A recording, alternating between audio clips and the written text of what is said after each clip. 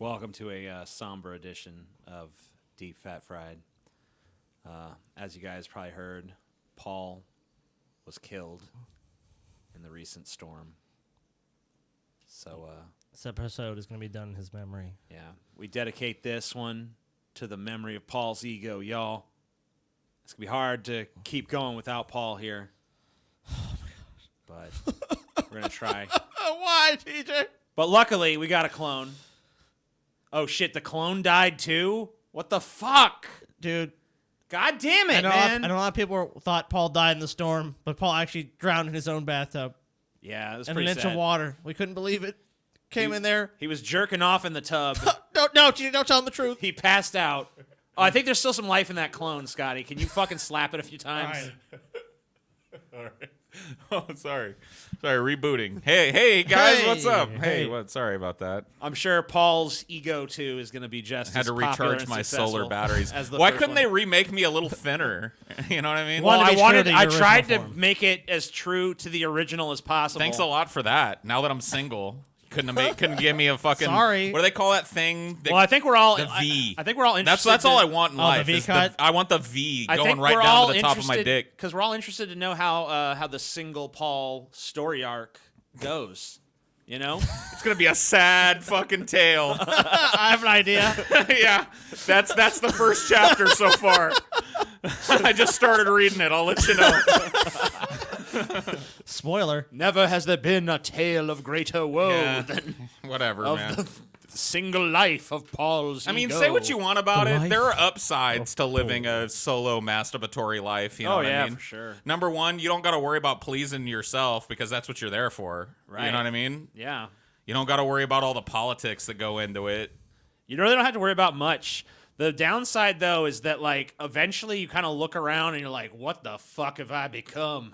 I know. I know. Well, that happened to me real early. That was an early on thing. Yeah, well, I didn't notice it until I went to California for a week. I went to Right. Cali for a week, and then when I came back with fresh eyes. I walked into yeah. the house and I just laughed because I was just like, "Oh my god, this is the saddest fucking shit I have ever seen." It wasn't like filthy; it was just like neglected. You know what I mean? Yeah.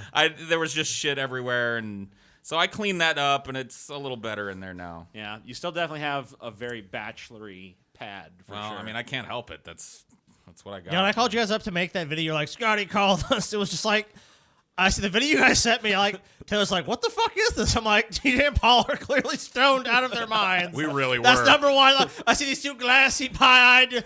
Well, here's the Scotty thing. called us, Here's the thing. I bro. could tell you kind of a funny story. It's not a hilarious story, but it's like a No, I better be a fucking. Dude, what did I say, So- TJ? What did I say? I better knock my fucking socks off. So I went over. Me and Chelsea went over there to Paul's because he's like on a second story and shit. So we're like, okay, we're Yeah, on a if it second floods, story. it's a safe spot Yeah, to it's be. a safer spot to be than here, where it's like we're so close to the ground, so close to the marsh, whatever the fuck else. So anyway, we go over to Paul's house because they're telling us on the news, like, hey, this could be fucking one, this crazy storm, 10, 20 inches of rain, who knows? It was more like 2. I don't know.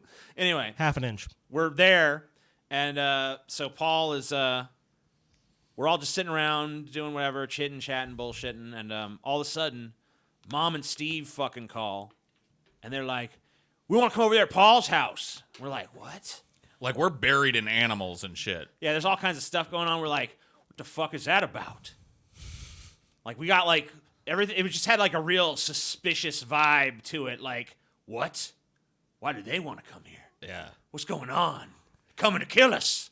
No, but we're like, maybe they're coming to bring a gun in case there's looters or something. That's what I thought. I thought That was Steve Paul's was going to bring idea. a shotgun or something and be like, just in case somebody tries to come and take your water or whatever. And I was like, oh, great. I'm just high enough for this to be weird. But then he ended up bringing a bunch of weed. Yep. So Yeah, we ended up just then sitting we around got, and got smoking. super blazed. Yep. And, oh, man, it was so good. That was some of the best shit I've smoked in a while. And and then you called and And you're then, like, yeah, do an right intro. after So we're that. like, so anyway, as you guys know, Oh, yeah. The minute I watched that shit, I'm like, these motherfuckers are. Dude, at the top, did you release it? Yeah. let's just take a look. At the top of it? I forgot completely that I was supposed to be making content. I was like watching Corny, the little cat, being cute over there on the stuff. I'm like, Like, Scotty wanted us to make this shit. Like, we got like 1,000 animals here. What a dude. What a dick. What a douchebag. So wait, here it is. Taylor's like, should I put this out? I'm like, yeah. Do it. I'm like, what do you think people expect from us? Professionalism? As you guys know, we're not doing an episode today because Put yourself on the fucking yeah, screen. sorry. Put it up on the You fucking pie-eyed. Oh my god. Look at you guys. screen. Dude, I'm high as a kite. Yeah, dude. Paul's like, where the fuck am I? Who is this guy? I'm just a glassy-eyed fucking nowhere land. I haven't even seen this. This is horrible. Yeah. Okay. Keep Play going. it. The storm's coming in. What Oh that's gonna do? Paul's like, what's going on? Paul has no idea what's going on right now. You can tell. Oh, shit. Paul, what was going through your mind at this moment? I have no fucking clue, bro. Out. But anyway, we previously did an episode on Kamala Harris. There's Cornelius. Yeah, there's Or Corny, Cornelius. and I But tune now out I right guess here. we're gonna You do see it. it there? I hate Corny. I guess. I guess that's the idea, right? I don't know. Scotty just called me and he's like, Could you "Hey, film could you film something?" like an intro for this Kamala Harris thing?" I'm like, "Yeah."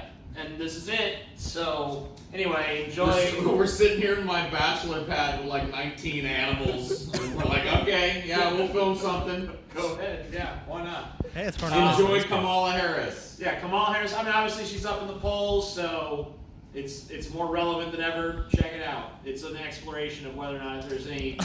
Paul has yet again no idea where he is. I don't.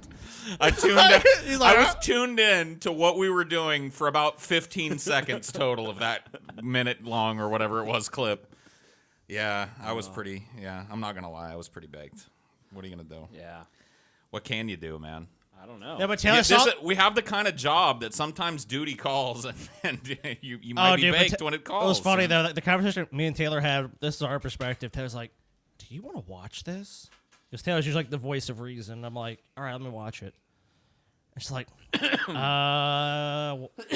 I'm like, okay, well, Taylor, I'm a stoner, so I can explain this to you.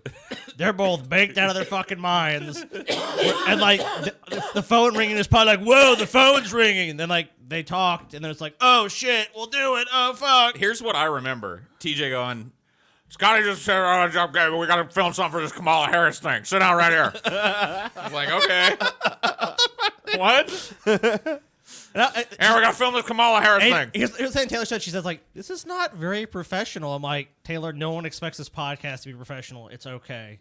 And I actually like the way it turned out personally. I it's personally fun. like the way it turned out. Plus, the It's cat's very in it. us. There's you a know. there's a cat in it, so I'm pretty sure. That Yeah, Yeah, Cornelius he saved And it. you know what, TJ? I want you to apologize to Cornelius live on the air, dude, because this is fucking. Well, we're not live, whatever, we're recorded. But you've always said Cornelius is a little shit, and I've held this cat in my hand at least 10 times now, dude. And I've never had a single. I had him problem. in my house for 2 days, and he was nothing but a little So angel. I want a damn apology the to whole Cornelius time. right now, dude. yeah. I want an apology for Cornelius. A little angel. Or I'm not gonna do the show. Okay. And I'm gonna attack you. You know what? Since he's such a little angel, let's just let him in here while we do the show. Okay, That sounds great. go get him. I'll go get him right now. Yeah, I'm fine with that. All right. Is there room for an angel in here? no, because nothing can go wrong. He's such a little fucking Yeah. Yeah, he is a fucking Man, little angel. this one might have bit us in the ass. No, it's not, dude. Because you know what's gonna happen? He's a demon. Here's the thing, He Paul. is a demon. Hoist I saw the demon. by his own petard, dude. That's what's gonna happen to TJ right now. He's gonna fucking hang. TJ, hey, TJ, how much rope you got to hang yourself with, buddy? Because this cat is an angel, dude.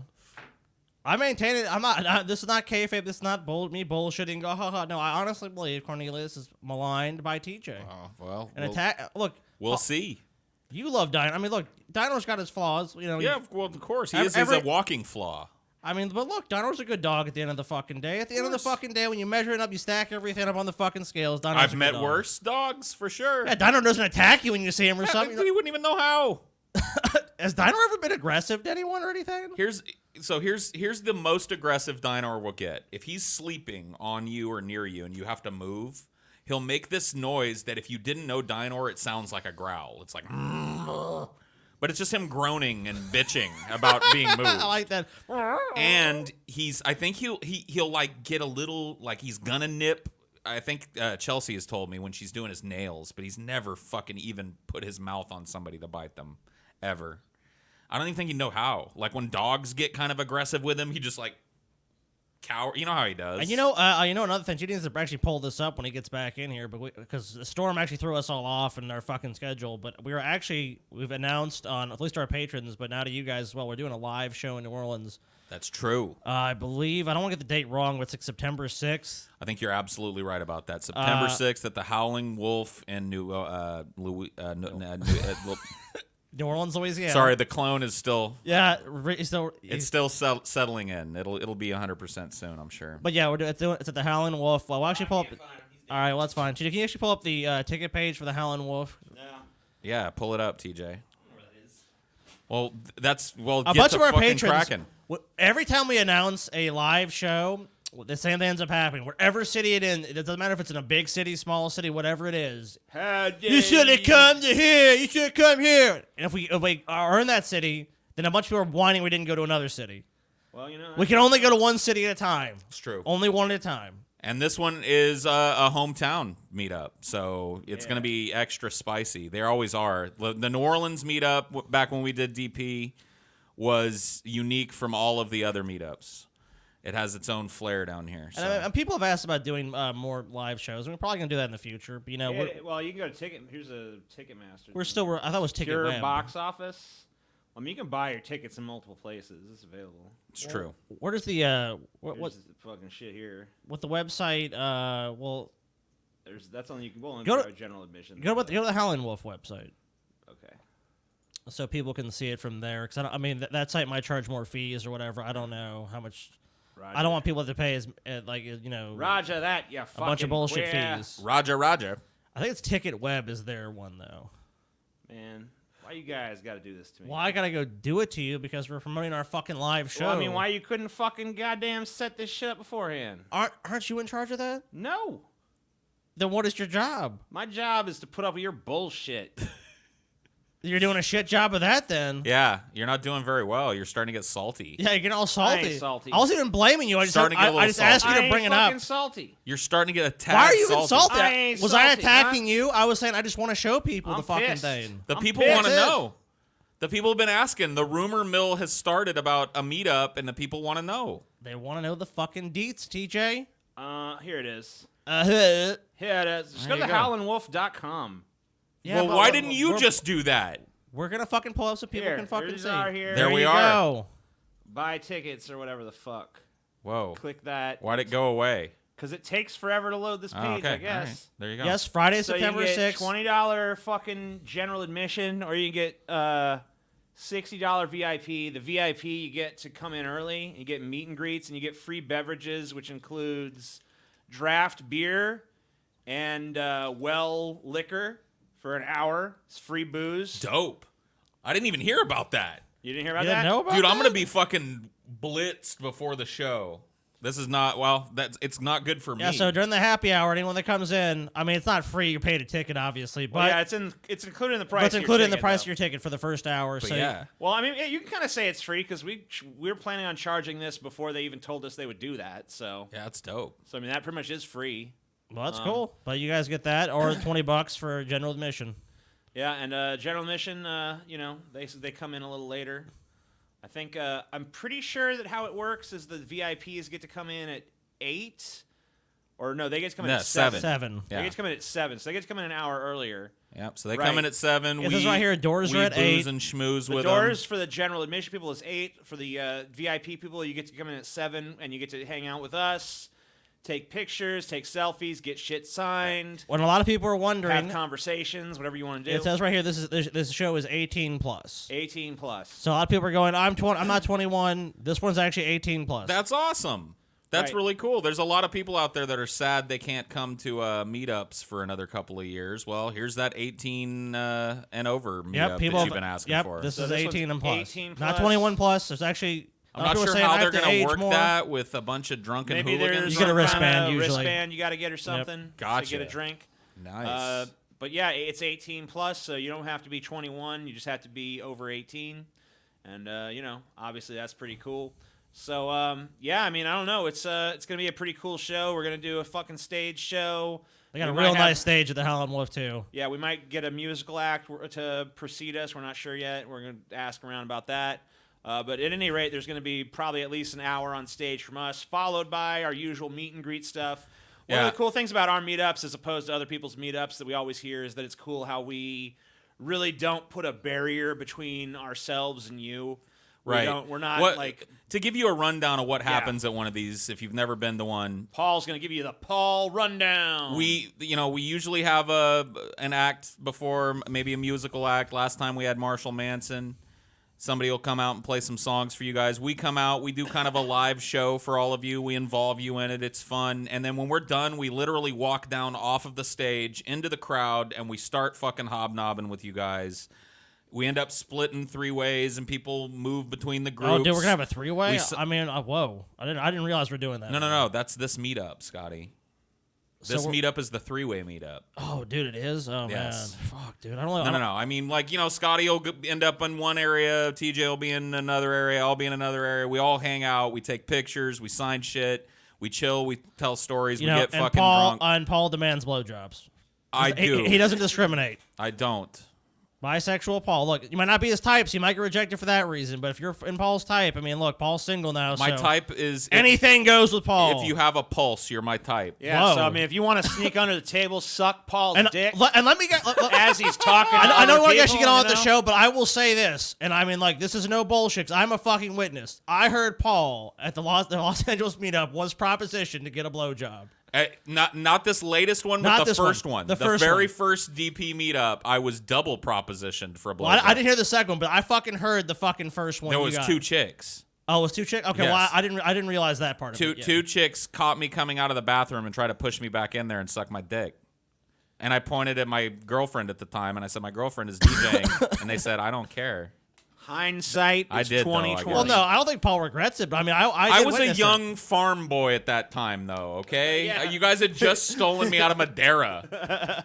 And I showed up, and Yeah. these 2, 20-something looking Paul, hot look, goth look, chicks look, want to suck Paul, my dick. If I could have gone back in time, I would have pushed you in the bathroom. I didn't know what to do. I would have pushed you back in the If bathroom. I wish could you were there. I turn wish you back had. time. Well, I mean, I heard it, but I was kind of just like, whoa, is that for real? Like Paul, I assumed Paul was going back to the bathroom, and then he came out. It and just I was goes like, to show you that there's someone for everyone, folks. There is, if I man. can get propositioned for a blowjob in the bathroom of a club in LA, so can you. And I will say this too: a lot of our fans have gotten laid at these meetups That is true. Not I've only heard that, stories. Even if you and don't, done drugs. even if you But I don't don't get condone laid, every fucking meetup, I've always heard people say that they met cool people that Yeah. Made friends. like, hey, I don't really have many friends or whatever, because our fans. I mean, they're not all socially awkward miscreants who don't belong in But a polite lot of them. society. But We most are, of them though. are. Most of them are, and it's kind of cool that there's a place for us all to go, Yeah, to it's- congregate, and it's neat. to meet each other and whatever the fuck else goes on. It's got a chill vibe. You've got some fucking time to put your finances in order. Get yourself some tickets. Get a cheap hotel nearby. I know that Peter's gonna be there. Peter's coming. the little person. Yes. Yeah, that's the proper term. Tommy right? from the Bronx I'd seemed can I just interested. say something? What? I'd much rather be called a midget than a little person. Well, that's you, though. I know.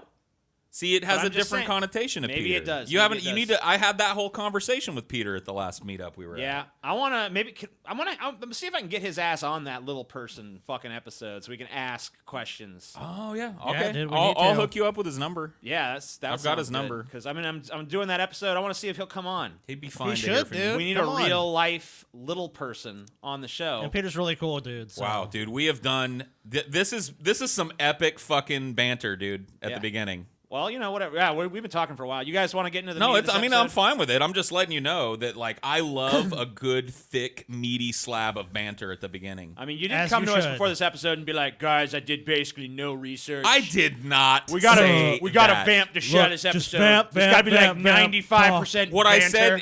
I said is that that this is a discussion-based episode, got so we're you. gonna have to discuss. Right. TJ. In other words, I did no research. I saw the research I'm- document. Paul TJ, did- Paul TJ, did Hey, TJ, can extensive you put me on screen for a second before you do this? What is it? I want to show the actual research Paul did. This is all Paul did for research. That's it. Just that one page. That's one. That page. is a lie. That is not. I'm sorry. my I'm sorry. research. I'm sorry. That's actually the incorrect page. Here's the Right, actual that's research. the research. Oh, there it is. Yeah. There's the actual research. And that My research apologies. says Nick Cage is a cool guy 3 times That's with it. no period. That's good. So there you go. That's the Nick Cage show. Yeah. So thank you guys for tuning in. Appreciate it. I had a lot of fun. Yeah, I thought, me too. We I learned a lot about Nick Nicolas Cage, and Kind of got to better understand who he is as a person, what makes him tick, Yeah. what he's thinking. I thought it was really informative. Paul had some very insightful, incisive moments into the kind of the psyche. Well, and the I did a method whole acting lot of Nicolas work, Cage. you know. I put a lot of effort. So, I put just a lot of effort. Thank But, you, Paul. yeah, I'm Oh, just gonna- guys. Thank you you, don't have to do that. Paul. You don't have to do hey guys, that. Huh. we have we only did 21 minutes. Oh shit, dude. But I think we should probably. that's without the banter, though. No, that's total. Total episode. I guess any filler we could do for the next hour and a half. Let me go to Wikipedia. Okay. Wikipedia. TJ, can you put up a picture of... Let's get this going, TJ. I don't know. Nick Cage. Well, Someone. no, it's not like... Nick. How about Francis Ford Coppola? Yeah, that was like his dad, right? Yeah, put No, it's not his Whoa, dad, It's but not he's his dad? uncle. Uncle Francis. Put him up there. Uncle yeah, Francis. Okay. So I who got are that. you, TJ? Who am I? I don't know. Who are you, Scotty? I don't know. I don't know, man. Fuck, that's a good question. At least you're honest. At least both of you are honest and saying, I don't know. Wow. But Scotty, you know a little something about standing in the shadow. I fucking do, man. My whole fucking life, dude. You have no idea, Paul. And we're here to talk tonight about a great man, much like yourself, Scotty. A man that reminds me of you, Scotty, in a number of ways. Wow. What That an honorable comparison. also started his earlier life standing in the shadow of another great man. This is Francis Ford Coppola. Now, this name is singular. It We're is. talking The Godfather. We're talking Apocalypse Now, okay? You don't fuck around with this name in Hollywood. And his progeny has actually spawned one of these. It's the second family in history to have 3 generations of the family that have won an Oscar. That's impressive, man. So, and he is the paterfamilias of this, family of talented people. And he makes wine too. He does. He has his own vineyard. He's a man of many Yeah. tastes, a Renaissance man, Scotty, much Truly. like yourself. the best movie he ever made though was Jack. With Jack. Robin Williams. You know, remember? Thank you, TJ. Remember Jack? for bringing up Jack. It's Jack. You remember Jack, dude? I remember Jack. Everybody drops a turd every once in a while, TJ, but you still can't spit on I fucking mean, he pretty much Francis never Ford made a Coppola. good movie You know, after Dracula. Jack. You don't know Jack, Bram TJ. Stoker's You don't Dracula, know Jack. that was Yeah, a dude, Coppola Dracula was his last good movie, I think. Like in Well, 92. even if that's true, TJ, No, he's he got definitely at had an least impressive 5 legacy more good before movies that, than so. you do, TJ. Oh, yeah, way more. The man is a legend. He's and a legend. Nicholas Kim Coppola did not want to stand in that man's shadow. Can we just talk about what a goofy ass looking kid Well, Nicolas what did you Cage expect was? him to look like? It's Nick Cage. I don't know. I guess. Dude, Nicolas Cage was an absurd looking kid. That he really was. Like, honestly, most people kind of like age more into their face and stuff, but like he just looked about the same. So Nick, early on in his career, dropped the Coppola because he didn't want to be accused of nepotism. He didn't Sure. want to be, even though his big break did eventually come from his Uncle Francis. His Uncle Francis got him his first little bit role that got him some exposure and got his foot in the door. He did not want that to hang over his entire career. So very early on, he changed his name to Cage. We'll talk about the significance of that last name a little later. But he didn't want his milestones to be speculated that they came as gifts from his uncle Yeah, and his famous family. You don't want to be accused of nepotism. Right. He was born on January 7th, 1964 in Long Beach, California, to August Coppola. This is him here, professor of literature and brother to Francis Ford. And Joy Vogelsong, and this is the family Vogelsong. together here. She was a dancer and a choreographer, so a wealthy family. Long Beach is, has parts of its community anyway. They're very, very upscale. Not super duper rich, but he was born into privilege. And of course, a very famous family with Hollywood connections. Right. His father was of Italian descent, his mother German and Polish. He was raised Catholic and surrounded by entertainers. His uncle we've talked about, his aunt Talia Shire, an actress, and his brothers, New York radio personality Mark the Cope Coppola which I actually pulled a video of Mark the Cope Coppola. Oh, thank you for doing that. Yes. Yeah, no problem, bro. Because I want to hear that. And this is him interviewing Nick Cage. Oh wow. 4-3 New York. And what's their relation? They're brothers. Okay. The classic rock station. Cool, man. That's the new U2. They went back to their original producer. My bro U2 sucks. was in the studio. You're in town. I'm here doing the National Treasure dance. And last time you came by the station, this Nicolas Cage. This is surreal as fuck. It is, dude. It's It weird, sounds like isn't it? two Nicolas Yeah, Cages I know. it talking sounds to so each other. It's similar. two Nick Cages interviewing one. I mean, one of them's got way more radio acumen. He's got the "Hey everybody, Q104" thing Right, going on, but you can that's tell about- it's that's like about Nick Cage it. doing that. Yeah. Yeah. Cage, formerly Coppola, but Cage now. yeah. But I gotta show didn't the like family that. connection. There Formerly Coppola, I guess. Yeah. Yeah. I guess you don't like our family name. you go. You were here when you were filming the scene on the Intrepid, That's right. which is used in the movie. And you came by to say hi over there. That's now right. I'm coming by to say hi over here. and you got your lovely wife Yeah, here. she's here too. This Alice She's here Kim too. was, and your middle name is Kim. This Right. is the connection here. It's that interesting. is So, meant do you, to- pause this for a second, TJ, because I Yeah. wanted to talk about this at some point. I think this is as good a time as any. So you Go hear ahead. you can tell the difference between his brother and him, but you Right. can hear the very similarity. But Nick has this affectation that he does. This, that I Yeah. can't really do it, but there's a lot of comedians. There's more of a bumbling aspect to it. Right. But like it's like a it almost kind of reminds me of the stuff Jimmy Stewart would do, but a little bit more eccentric. Well, Yeah. it's interesting that you say that. Yeah. It's not exactly Jimmy Stewart, but he may have cribbed some of it from Jimmy Stewart. He said, I actually dug for this and found a quote from him saying that he learned from Sir Laurence Olivier Oh, wow. that all great actors have interesting voices, memorable voices. And so very early in his career, he worked to change his speech patterns to something that he thought was imitable and memorable and would stick in people's minds. And Right. so It it's definitely actually does. a conscious decision on his part to not sound like everyone else. I see. It's a very clever one. I mean, you instantly have an idea about the Nicolas Cage voice, and obviously his brother has done the same thing to an extent. He's done it In a radio He's done the way. radio way. Q104.3, You know, New York's only it's almost classic like rock it's almost like station. two different paths that the same voice could take Yeah. to end up in a. It's very that's why I different sort liked of this cadence. clip so much. It's interesting. Yeah, it kind of is interesting to see how these two very different sort of entertainers that have a very similar voice because they're brothers ended up on different ends of that spectrum using totally different speaking styles, and but having that, you could still see that base similarity in both their voices. B. I'm Nicolas Kim Cage, and you're Alice Kim Cage. So, so what's going on now? The movie's open. Is it opening late tonight at midnight, or is it opening tomorrow? It's opening on Friday, and I think you can bring the whole family. The movie's a lot of fun. Bring the kids, go out on a date with a young lady you like or a young man you like, and Sounds high have as a a blast. kite, dude. I really recommend it. He's just Nicolas Cage. I know. though. I mean, like I don't know. I'm wondering, is it high or is it Nicolas Cage? Yeah, it's It's kind of hard. both. You- I'm maybe. Maybe it is. I'm definitely We'll open to that see. possibility. I don't know. Nicolas Cage to me, he's always been one of my favorite actors. Whether he's good or bad, he's always interesting. He's always entertaining. The only time I can think of that was an exception to that is when I tried to watch him in Left Behind. Ugh. It was like they just sucked all the Cage out of him.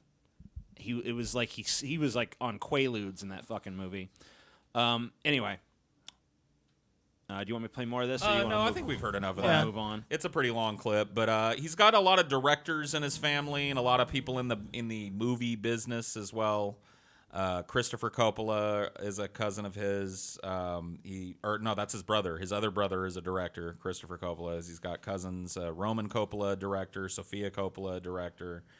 He's got a film producer cousin, Giancarlo Coppola, and he's got cousins in Robert Carmine and his most important cousin, Jason Schwartzman. TJ, pull up that picture of Jason Schwartzman. Schwartzman. Look at him. Shh, you don't want to know what's in the naughty spot. I like Jason Schwartzman. How do you feel about Jason Schwartzman? I gotta say he looks vaguely familiar, but I couldn't really tell you what Rushmore, he is. TJ. He's in If Rushmore. you've never seen Rushmore. fucking Yeah. Rushmore, you have to see that No, film. I've He was seen also Rushmore. in, was it Scott Pilgrim? He was in Scott Pilgrim as the villain in that. He's been in some, He's in a great movie called Spun about meth heads. Yeah, I've I never guess seen that one. I guess I know him from Rushmore, and I guess I maybe vaguely He's been remember in some him what from, Wes Anderson movies too, hasn't he? Yeah, Rushmore is a Wes Anderson film. Yeah. He's Whatever. been in a couple of I them. never. I guess he doesn't really. I guess he doesn't leave much of an impact on me. I like him. I think he's cool. I did not know before doing this research that he was related to Nick Cage. They're did not all know that related. either. All these Hollywood people are related. Yeah, it's all it's just all- a it's big all a big- incestuous They're all Incestuous Jews, family, yeah. Paul. They're all the Jews. It's like the Habsburgs or whatever. So I wanted to, instead of going through the rote, like, here, he did this, and his career did this, and blah, blah, blah, I wanted to kind of look into, like, what's his inspiration? Right. And we're going to talk about it in a couple of chunks, but now a little bit of info. He went to Beverly Hills High. There were a lot of people at Beverly Hills High that ended up being, or that come from that school, obviously, alums of that school. Angelina Jolie, Lenny Kravitz, David Schwimmer, Jonathan Silverman, Gina Gershon, Jackie Cooper, Rob Reiner. I mean, the list goes on. Crispin Glover went to that school. So it's a very, prestigious school for actors to come from. But he didn't really do well in school. He was into the acting thing, but he dropped out before he ever graduated, and kind of decided to go balls out and try and make an acting career work. Cool. One of his key inspirations that I was able to find was he was exposed to the movies of James Dean at an early age. And he talked about a particular scene from one of James Dean's film, East of Eden, I think, where, well, we can watch it. I pulled the scene.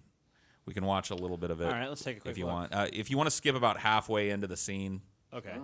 and I can set it up a little bit too. So about halfway. Yeah. So about right here. So in this scene, this character has wanted to help his father get out of debt and pay off the family farm. It's the one thing he's always dreamed of doing.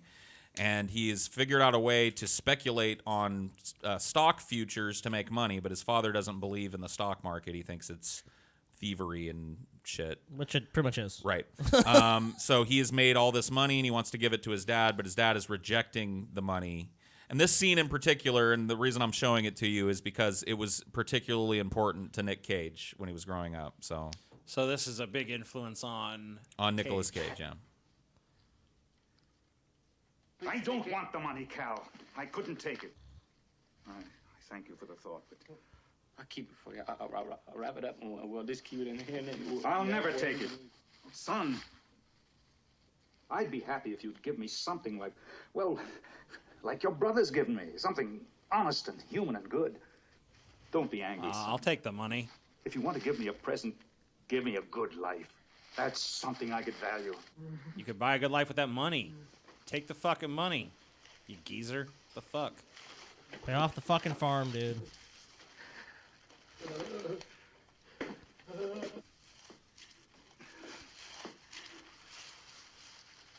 Cal!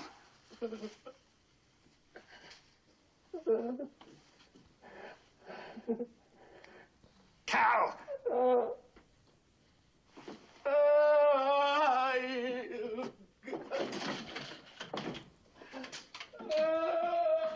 So You could definitely see some Cage in that Yeah. performance. and he was impressed by the bigness of James Dean. So which, basically, he liked the way that James Dean overacted well, in that scene.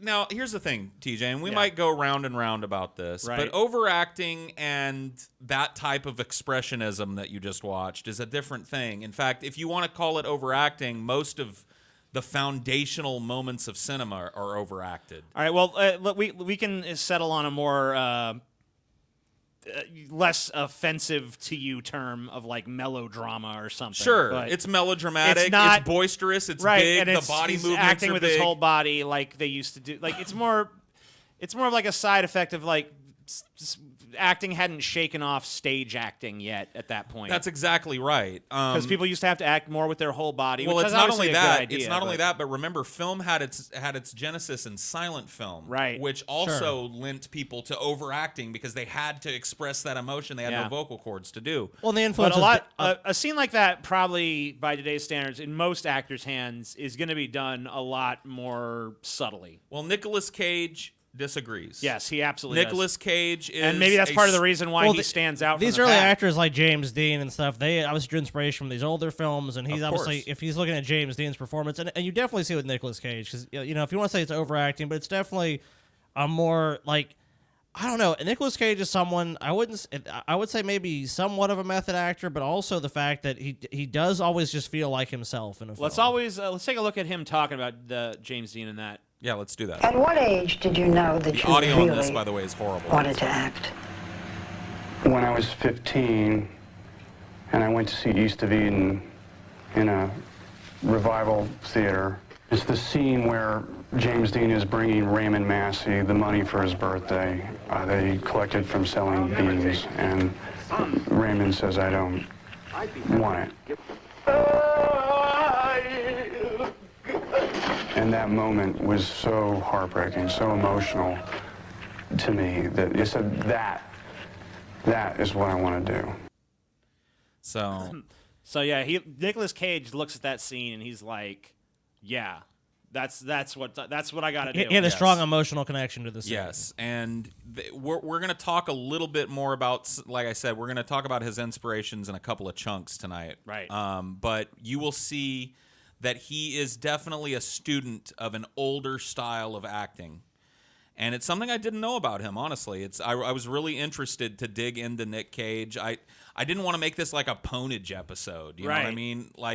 Because I like Nick Cage going in. There's too many people shitting on Nicolas Cage anyway. Well, he's not even really being shit on. He's just kind of a meme now, and I didn't want to make that the episode either. I feel like he does get shit on by a lot of people. I feel like a lot of people kind of treat him like a joke or something. Like, make no bones about it. However you feel about Nicolas Cage, there's a brain behind what he's doing. When he shocks you in a film by being over the top and boisterous, there's a calculated mind behind that. And I liked learning about it, and we're going to continue, I guess, to learn a little bit about it. Let's talk a little bit about his last name. Now, I don't know how closely you guys looked at the research, but if you didn't, do you know anything about why he chose Cage? Wasn't it was it Luke Cage based on there? Yeah, I think that's what it was. Yeah, so I see this. We pulled up a picture here. Yeah, this is Luke Cage, a Marvel superhero. He falsely kind of claimed on Jay Leno that it was the first black superhero that Marvel had ever produced, but that, of course, is not true. That's the Black Panther. There were actually several other black superheroes that came before Luke Cage. I don't know a whole lot about Luke Cage. Other than that, he's got a 70s as fuck outfit here. Right. They did a show with him on Netflix. I think it lasted 2 seasons before. I think he's in kind of like the Iron Fist universe, isn't he? Yeah. All those Marvel shows that were on Netflix before the Disney migration or whatever the fuck happened, because they all got canceled across the board. But Luke Cage was a pretty all right one. It was probably kind of middle of the pack, if I remember correctly. I never read anything about it, but he was very, he apparently has a reverence for this character and fond memories maybe of reading the comics, because he was going to go with Blue as his last name for the longest time. He was going to be Nicholas Blue. I don't know if that's, Nick Cage definitely has more of a ring to it. According to him, due to his reverence for this character, towards the end, he started to play with the idea of Cage and went with it. And I think he made the right choice. Thank fucking God, because Nick Blue doesn't sound that great. So, you guys have seen a bunch of Nick Cage films. How did Nick do in the movie? Nick Blue. Yeah, Nick Blue. Yeah, that's not a bad great. one. Definitely not good. Cage, definitely a good choice. So you guys have seen a bunch of Nick Cage movies, right? I've seen a bunch, yeah. So I didn't, look, there is an endless list. This dude is one of the hardest working people in Hollywood right now. He just works and works and works and works. Whether he turns out a good movie or a bad, and he's turned out plenty of stinkers. Oh, yeah. He works a lot. Rather than try and cover the scope of that, I picked a few of my favorites. and a few of his favorites. And I thought that if you guys had some that you felt were not represented in those two lists. Yeah, what was that one we watched where he was in like 3 minutes of it? Oh, and there was like a pregnant. What was the name of that? I don't even remember the fucking It weird had some plot kind of. twist. You remember the stupid punny name it had? Yeah, it was like Inconceivable. Yeah, that's what it was. Dude, Inconceivable. Never seen it. If you guys are out there and I'll put it up on the screen for a second. If anyone out there has not seen this movie, do yourself a favor and keep it that way. This is awful. Nick, yeah, don't come for Nick Cage because he's in like literally 5 minutes of this film, and the rest of it is Gina Gershon and this other chick locked in a totally unwatchable, horrible murder mystery stabber flick. It's horrible. But This movie is not worth a fuck. Nick Cage has done a lot of movies like this. We could look at his IMDb later if you want, but I thought I'd pick some of my favorites, and like I said, some of his professed favorites of his films. Oh, hell yeah. And we could discuss them a little bit. So and in no the- particular order, because you know me, I'm Yeah, not a... just a random order. So, but this is one of the first movies I think this was maybe kind of the movie that made him like a big action star for a while. The Rock. The Rock, which does not feature The Rock. One of my favorite movies. This is a of great. Cage's. There's great chemistry in this movie between him and subject to prosecution. Sean Connery. I've seen this movie like a million times, dude. It was played on fucking. Didn't Michael Bay direct this too? He did. I believe he this did. This is Michael Bay's last really good film, in my opinion. I think it's actually his first movie. Well, there you or go. Or maybe Bad Boys was his first one. I think Bad Boys was. But this one was. Yeah, I think Michael Bay actually did better when the studio had him under their thumb a little bit. I think this might be a Bruckheimer film. I think it's both. Oh, it's a Bruckheimer production and a Bay directed. I think Bruckheimer produced and Bay directed. Let me make sure I'm absolutely being correct double on check. that. The Rock. Actually, yeah, I don't want to fucking come under the wrath of the Actually Squad. the Actually Squad is right now salivating. Oh yeah, yeah. It's Michael Bay. Michael Bay directed it. Bruckheimer produced, I believe. So yeah, that's. Yeah, you were right. And you know what? Despite having both of those, usually I don't like names attached to it. This is a pretty fucking good movie. Anyway, let's it's take a a little really bit. good. If you want, I thought maybe we could mute these and just play it. Yeah, in the we can. background I while can we mute the discuss. trailer a little bit, and we can 'Cause- talk about it while it's playing. It's not gonna be too long, but mute it or not. His name is Mute. There you go. There we go. Cool. So I really like this movie. I don't know how you guys feel about it. I like Scotty. I've seen it a bunch of times. I remember from this movie. I don't remember. I mean, I remember little details about it. I don't probably remember a whole hell of a lot because it's been a while. They have a few good chase scenes. Wasn't like Catherine Zeta-Jones in here at one point too?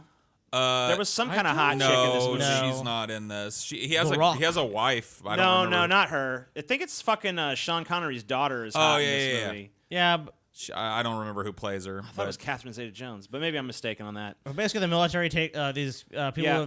have they what do you call it, like a splinter? They've splintered off from the military because Right, they're like renegade military guys. Because like people have been like lost overseas or some shit. No. It's like this renegade military. Yeah. They want more funds to look for people that have been lost overseas, and they want revenge for people that were left behind, and so they take over Alcatraz and they prison. take these. Yeah.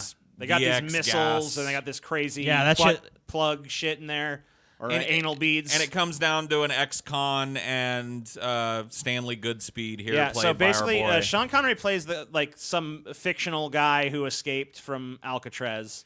No one actually ever did escape from Alcatraz, but they claim that someone did, and he's that. Well, it's not so- known. Remember they have that fucking. Well, there was that guy that they don't know what happened, but he probably drowned. Remember that fucking Clint Eastwood movie where those three guys Right, escaped, but they don't know if they drowned or whatever. They probably drowned. They probably but- drowned. I watched and reviewed this on Letterboxd pretty recently. Oh, yeah? And so it's a little fresh in my mind. And there's some, like you mentioned earlier, the great chemistry between the two characters Yes.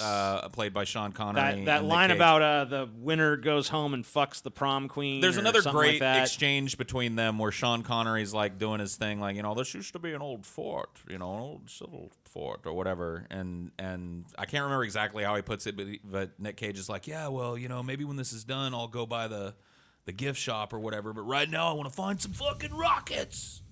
It's just a great venue for both of them to be the best things that they both are. Right. Badass action star on the Connery side, icy cold, doesn't take shit, has a wry sense of humor. Nick Cage gets to be this kind of overly nervous, super expressive lab rat Stanley Goodspeed that gets thrust into this horrible action sequence that he doesn't know quite how to deal with. It's a great fucking movie. And working together, dude, they saved the fucking day. Of course they do. They saved the day. They save the it all. And just in the, fucking they day. actually show that scene right there is basically when they saved the day. Right Yeah, there. I mean, look, dude, it's That if guy. you There's some cool villain deaths in this movie. oh yeah.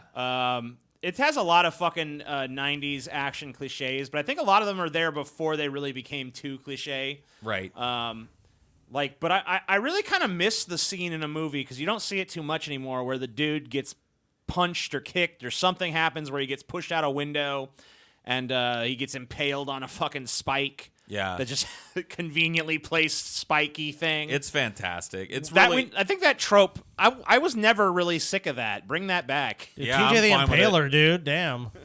I like seeing people get impaled in movies. Oh, we too. gotta go check that out. June 7th. That's not. We actually passed just now. So. Damn, So, dude. It's what about a does month Nick ago. Cage bring to this film, in your guys' opinion?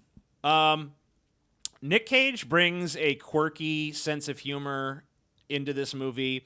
There's like a big problem, I think, and I think it persists to this day. I think one of the reasons actually the action film genre is kind of dead right now is because it always kind of had a lack of interesting characters, especially in the protagonist role. Right. Or it was basically like some stock personality, like it's always Arnold or Stallone or somebody that's like the tough, stoic man. Yeah, you need the larger. This guy was a little bit more quirky and nerdy and maybe a little bit more of an everyman in some ways. Right. I agree with you because I mean, look how like that's why they're able to make the Expendables and have it be so successful because you had a bunch of larger than life '80s personalities that it could fucking just bring out from basically retirement or obscurity and say, hey, be in this fucking movie. And Nicolas Cage is definitely not your typical action movie star. He's not some buff like Arnold or Stallone. He just brings something different, and Sean Connery kind of brings the toughness, and he kind of brings that, like you said, that nervous, almost like over-the-top energy. They work really well together. The more I really find myself thinking about Nicolas Cage, the more and more I find myself kind of relating him back to Jimmy Stewart in my mind. Because he kind of has that thing where he can be quirky and kind of introverted and have this real nervous energy to him, but you can also kind of believe him as a tough guy. I think he takes a little bit more theatricality than like liberties than Jimmy Stewart does, but I definitely see the parallel for sure. He's got a bigness to him, even though he doesn't always play a giant, boisterous type of character. Right. He's got a bigness to him that I think he brings to this film. And there truly is a part of Nicolas Cage where it's just not to give a fuck. Like the Jimmy Stewart thing was always the kind of like tongue in cheek. Well, I don't really care at the end of the day. Like in this kind of movie, you kind of see that in most of his roles. You see that it's like whatever. If it happens, it happens. I think you can't discount too that he's kind of blessed with unusual but not unattractive features. Right. Like he doesn't look. He's good looking, but he doesn't look like every other good right, looking dude. And he kind of looks a little odd. He's a little off. Yeah, He's got got some quirks to these. him. I mean, you can see in this shot here, he's got these like big, fucking, really kind of soul-stealing eyes. And He's got big eyes. He's got a really Damn, kid, honking you wanna nose. fucking, He's got kind of weird teeth. He's got a lot of imperfections even if to you his don't- face that add Man, character. do you want to bang? No, I mean, Nick even Cage if- from back I in the kinda day. do. I mean, even if you don't I'll hit want it to up. bang the Cage, you're still kind of compelled. Yeah, for sure. You know what I mean? Like it's kind of like, oh, this is a really like charismatic kind of Do person. you want to step inside his cage, TJ? It's time to step in the cage. Well, let's shift gears for a second, fellas, and let's talk about a different kind of movie. Another one of my favorite Nick Cage appearances. Very Talk about different. Leaving Las Vegas. Oh man, yeah. this is a great movie. So if you want to play this and just mute it up, it's what I'm muted. doing. This is a super uplifting film. This is a pretty depressing movie, but Nick Cage brings a sense of real dedication to this role. I remember in reading the prep for it that he had this drunk, like a literal fall down drunk that he knew, that was just a horribly overly alcoholic that he hired to live with him for a couple of months. See, Nick Cage is a quote-unquote method actor. I hate that term because it's become a catch-all for just people that take acting seriously. But he really likes to live in the shoes of his characters, and one of the ways that he did that was to hire this drunk guy to literally be around him.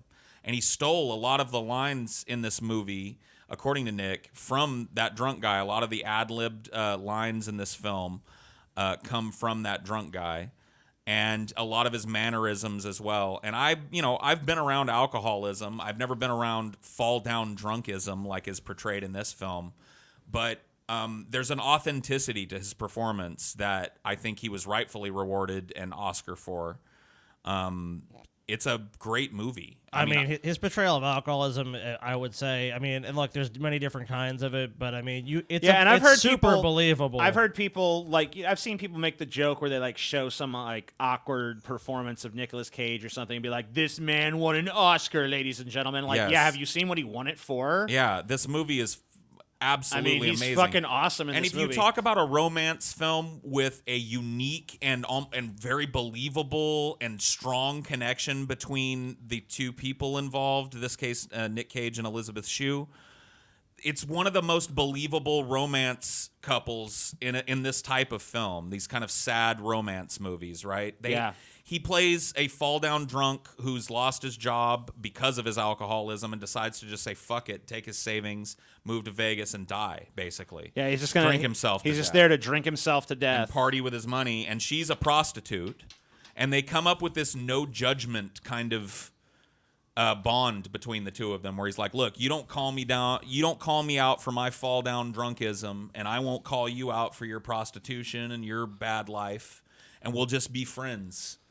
And they, of course, fall for each other, but in a very believable way. It's a sad movie. It's got a sad ending. There's this great scene, and I think I've even talked about it with you, Paul. It's like when he goes into the bank, you know what I mean? The sign the check, and he's like, he has the shakes because he has no alcohol, and he's just fucking. He talked about that being one of the things that he pulled from that drunk guy that he hired.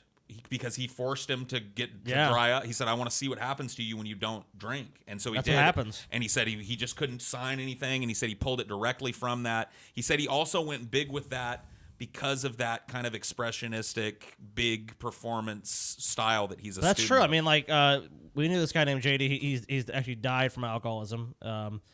And he, like, every time he would try to get clean, dude, he would shake like that in that movie. That's always reminds me, like, after, like, I saw him do that, and I watched this movie since then, it's so fucking true to alcoholism that people, when they actually try to kick, like, no, I'm not going to drink anymore, it's like, they're shaking like a fucking leaf, dude. It's crazy. What does Nick Cage bring to this film, in you guys' opinion? Total and utter dedication to understanding the subject matter. He really shines in the movie. Look, everyone in this movie has done a good job, but he obviously, like you said, he won an Academy Award for this, and it's obvious why. Like, he really got into the mind of what an alcoholic would do. Right. I mean, he captured the source material. It was a great adaptation from the novel. Mm-hmm. I just don't think it's so rare to find films like this where you're like, I don't know which one is better. A lot of actors, in my mind, really kind of fall on their face when they try to embody this kind of complex, dark character. Right. And it's because you really can't. I think you actually have to have that in you to play it right. And I think Nicolas Cage definitely does. I think that he puts himself out there in a big way that not a lot of performers could really do. And I think having that, I don't mean to interrupt you. No, go but ahead. One of your thoughts sparked a thought. Having that drunk guy follow him around and live with him while he was shooting this probably showed him that there's humor in it. Yeah. Drunks are fucking funny. Oh, yeah. Like, I don't know. Like, you guys have been Yeah. around drunks. They have a propensity for being funny as fuck and saying the stupidest, craziest kind of but sometimes Well, the kind of blind-sodden insightful shit, wisdom too. shit. Well, the inhibitions are so low because you don't give a shit. Right. You don't care. And he brought that to this role in a big way. It is not. Like I said, it's a sad movie, but it's not a dreary movie. No, it's not. He actually brings a vibrance and the a time life passes quick. I mean, it's a movie about a guy who goes to drink himself to death, and I don't mean to spoil or anything, but he does. to it. Right. He I succeeds. mean, everything that he said, he sets out to drink himself to death, and by the end of the movie, he's fucking And it dead raises some from good drinking it. So- moral implications as well. It's like, if you want to destroy your life, is that really your choice? And should you be able to do that? I mean, obviously, you can. And it's to me, it's kind of an interesting thought that you're able to do that. Because you think about it, it's like if you put a gun to your head, someone pull the trigger, everyone say no, no, no. But if you want to do a slow death like this, who's going to stop you? who's going to stop you? Should And someone I've seen stop it, and you? I've seen it in my own life. I've seen people actually do yeah. this, and it's like, and I know you guys have as well. And it's just interesting to see because you talk about it and you're like, well, we've talked to this person, we've told them, and like, but at the end of the day, you realize if someone really wants to do something self-destructive, if it's in a slow way, there's no way to really stop them. You just have to. I guess all you can do is cut them out of your life, but they're still going to do whatever activity it is, in this case, alcoholism, that's going to destroy their life. And it's just a really interesting film. And if you haven't seen it, I think we'd get it. all recommend it highly. Well, yeah, absolutely. let's shift gears again back to what I think most people know Nick Cage for, the genre at least, the action genre. Let's talk about Face Off. Oh, Face shit. Off. Our mom actually took us to see this movie. This is a good one. I mean, all the ones that we've talked about so far have been really good. I remember the beginning seeing this. Remember, our mom was like, "Maybe we shouldn't watch this movie." Well, it starts with a kid. A kid dies. So I mean, like you didn't, and especially then you didn't see. Well, that the villain's movie. trying to kill the Nicolas Cage character. Yeah, there's so. there's this great rivalry in the movie between Nicolas Cage's character Castor Troy, I believe. Well, think about it here. Nick Cage is only Castor Troy for about 5 minutes of this That's film. true. That's true. So it's a weird movie. Let me read this little synopsis for anybody that hasn't seen it. Yeah, that might be and easier. then we can talk about the peculiarities of it. fair Okay. enough. In order to foil a terrorist plot, an FBI agent undergoes a facial transplant surgery and assumes the identity and physical appearance of a terrorist. But the plan turns from bad to worse when the same terrorist impersonates the FBI agent in the same way. Right. So they switch. It's about a fucking a face swap. basically a cop and a criminal that switch faces. Oh, it's John Woo. And This is a John Woo film. All right, so I got to admit, the premise you're really gonna have to fucking suspend the disbelief. It really it is dude. Crazy. In order to get to the point where you buy this scenario, you got to do a little bit of fucking chill the fuck out. It's just a movie. But once you do that, this movie is fucking awesome. This movie kicks 8 kinds of ass. It is one of the best. Like, I love pacing in movies. It's one of my bugaboos for a movie to be and we were draggy just talking and about slow. the great pacing in Silence of the Lambs. Exactly. As a brief aside the other day, but Yeah. this one's another great pace.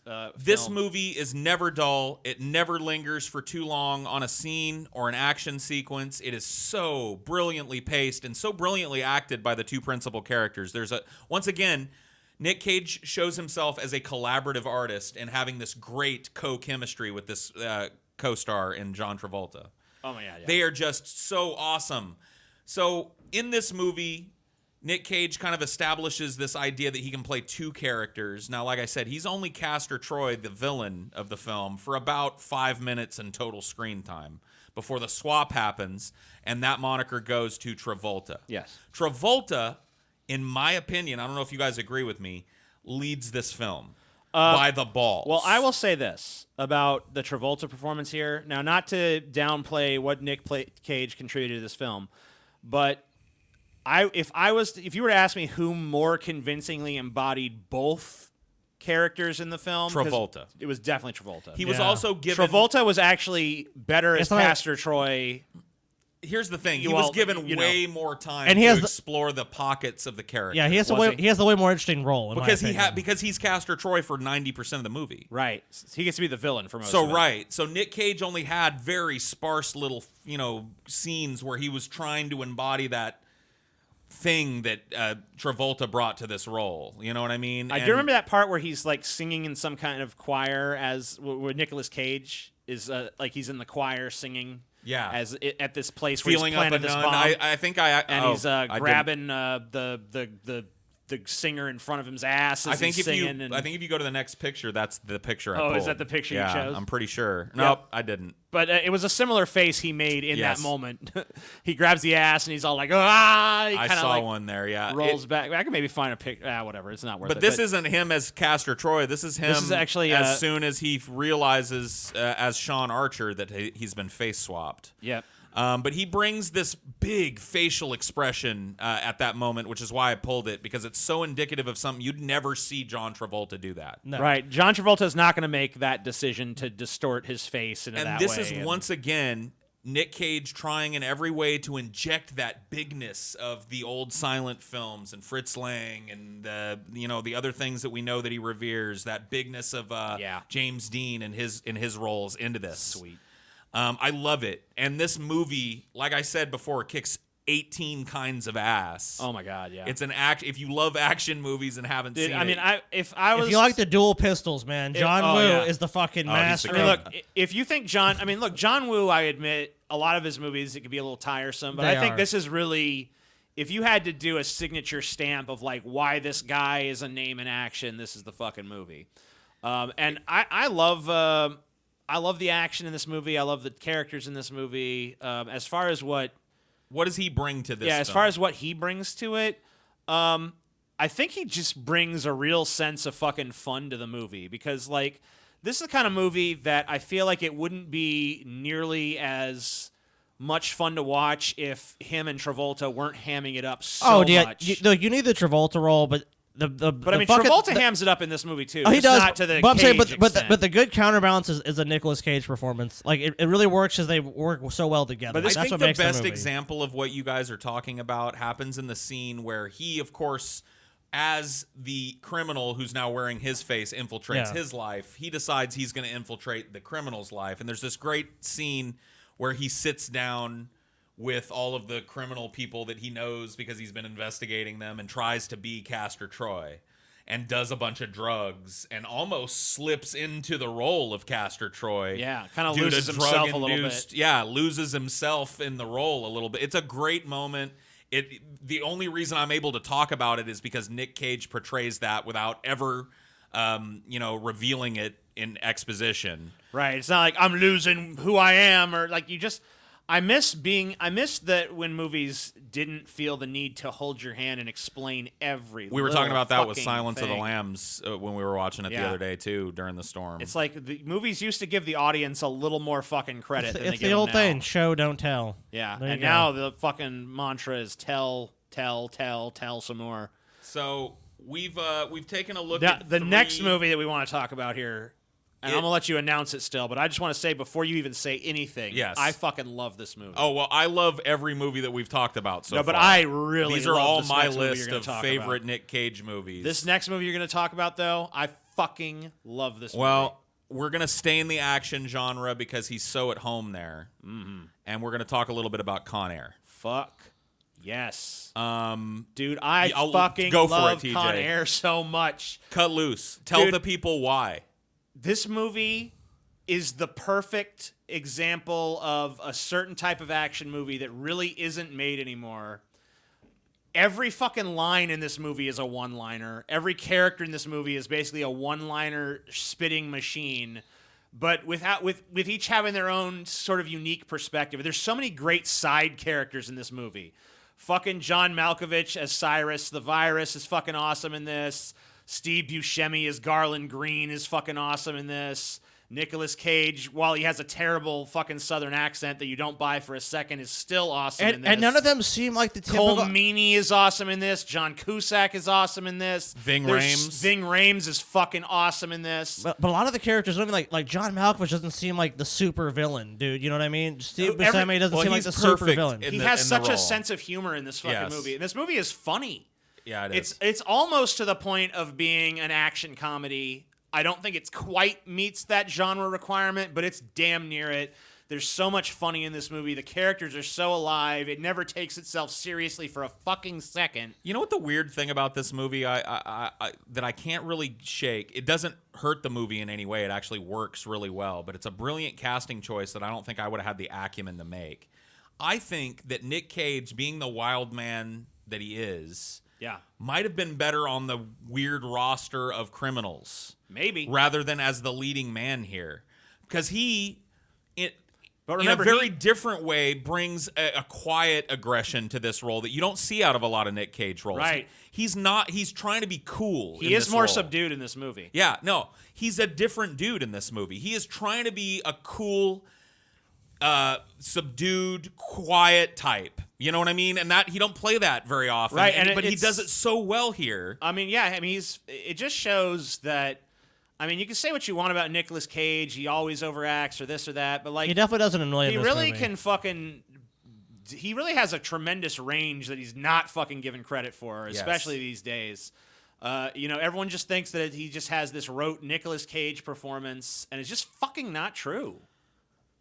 He was fucking awesome in this. Oh, this movie has so much. Now, like I said, the Southern accent, you got to deduct a point or two because it really was. It off. was not. But good. dude, you know what? It doesn't sink the fucking movie. No, it doesn't. And you know what? the bunny back in the basket. I'll tell you what. Go to the dude. next picture. It fucking there, is so, it's so rewatchable. I think I've seen Con Air like 20 times at least. Like I said, I think that for me though, I know John Malkovich is not always great. He's kind of like Nicolas Cage, where he's got a lot of It's great hit or movies miss. and a lot of shit movies. But I really feel like his character kind of steals the show here. He would totally steal it for me if not for how fucking awesome Steve Buscemi is in this movie. Doesn't have much screen time, but every time he's on screen, I'm just like, more, please. I want to see more of this strange. He's kind of like Hannibal Lecter, but more awkward. Yeah.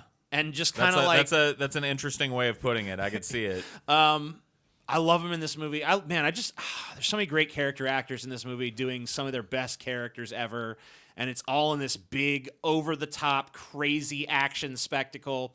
I don't know how well the action holds up by today's standards. It's been probably 8 years since I've seen it last, but man, I got to rewatch this.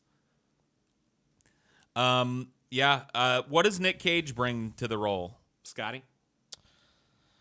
I honestly think that in this film, to me, he's not really the standout person in this movie. He's not. I think honestly in this one, he just is able to fit a very large ensemble cast pretty well. I don't really think there's anything in particular to me that jumps out. Like, honestly, I don't think this is one of his stronger roles, but I don't think he drags the movie down. That's honestly how I feel about it. Like, I mean, the thing about like he does have some good lines and some good there's a scenes. skill to that if you think about it. Yeah. When you have a cast that, like TJ pointed out, is full of so many colorful characters, and He crowns the film. You need a central character that can get out of the way of that and allow them to shine. And I think it shows a lot about Nick Cage that he was able to restrain that obvious instinct that he has to over. And once again, just a dramatize. credit to him as a collaborator there. Absolutely. And once again, that's part of the story that we're starting to see take shape as we look at these movies. Nick Cage is known as a big, giant, standout,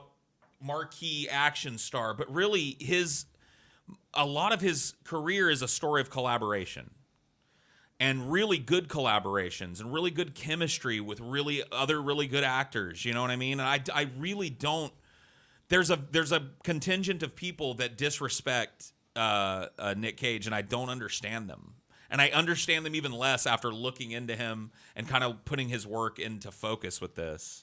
Yeah, absolutely. And as far as what I think he brings to this movie, I think that you guys are right when you say that he's a great straight man for all of these larger-than-life characters, despite the fact that that's not what he's really known for. Right. Just once again showing the range of Nicolas Cage. But I also think that, and it kind of plays to a point you made earlier, Paul, I think that, you say you could almost see him on the other side. Well, I think that's probably an intentional choice because a lot of the movie is people not trusting him because he's one of the convicts on this plane that got taken over by convicts. Like, how do we know we can trust this guy? How is he any better than any of the rest of this scum? On both sides of the deal. Right. The feds don't trust him because he's on that side. So he's kind of meant to be in between those two worlds, and I think he pulls that off pretty well, he too. does. That is you're true, right. yeah. That is an angle I wouldn't have thought of, but you're absolutely right. That's a complex role, too. Mm-hmm. It's not easy being the guy that doesn't fit in any scene filled with people who all fit. Right, but making that awkwardness seem intentional and not like an accidental fucking, like, that wasn't meant. No, it all works with the movie. I love this movie. I'd recommend it to anybody. So we'll shift gears again here.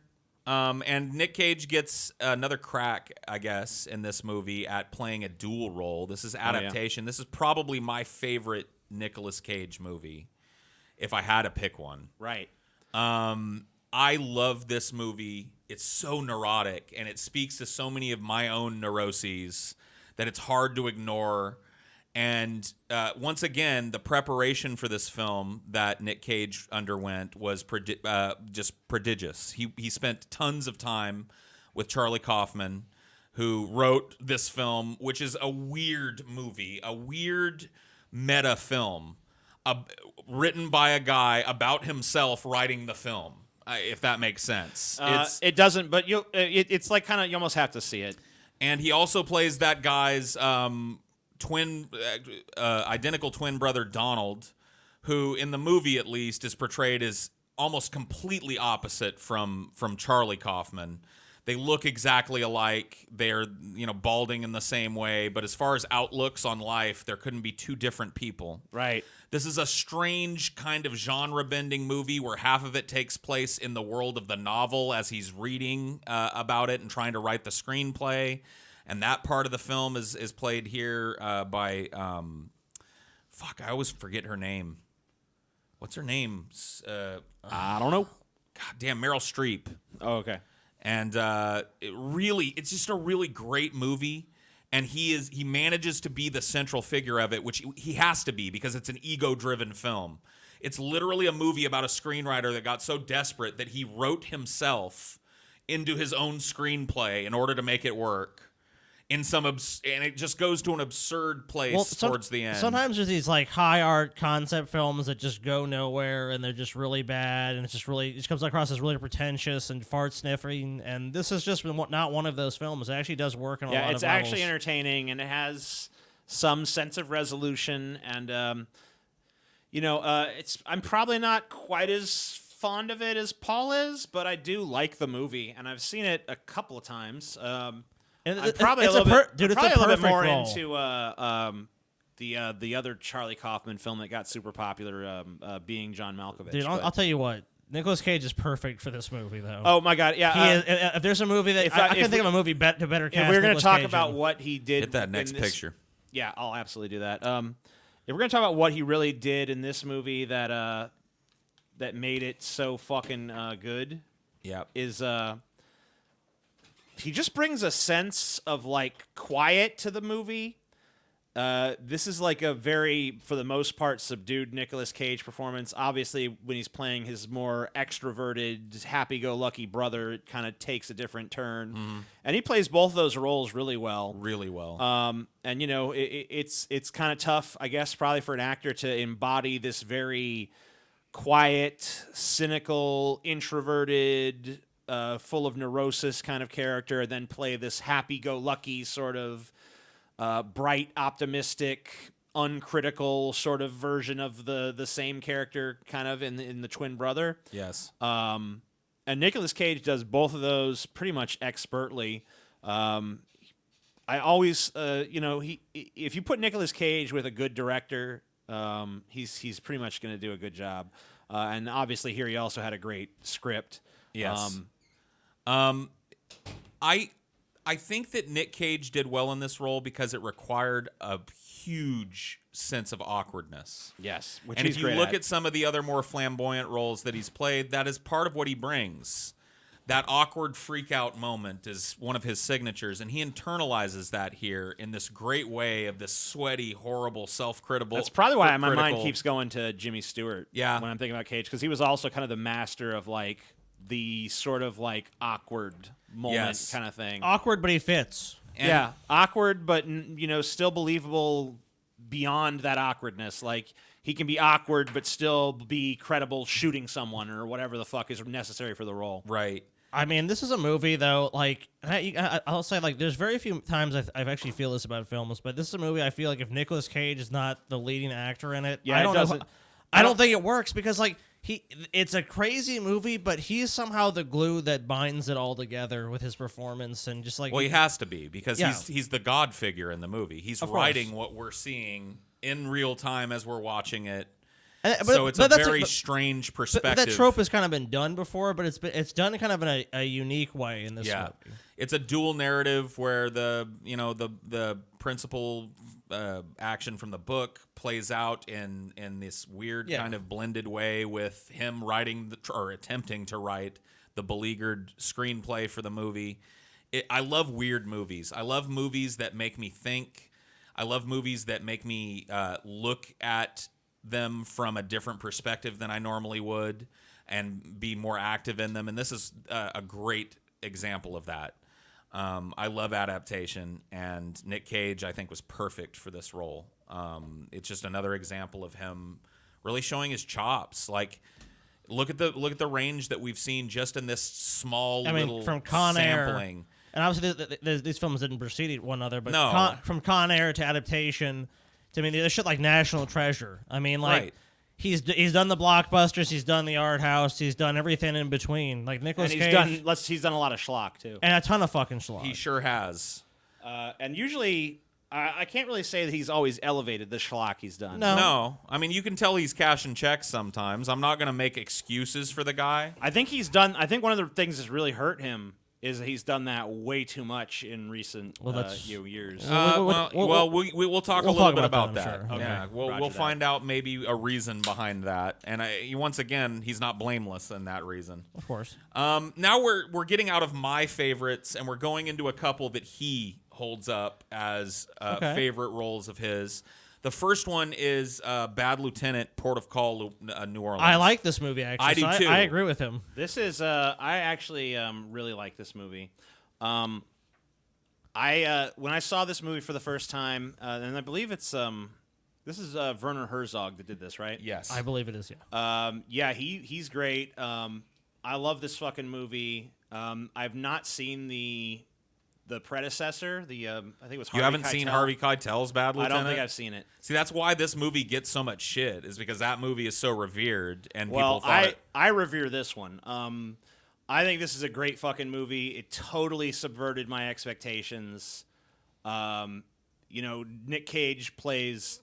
It's not like he's a likable scumbag. I mean, I still like him, but he's not really written to be likable.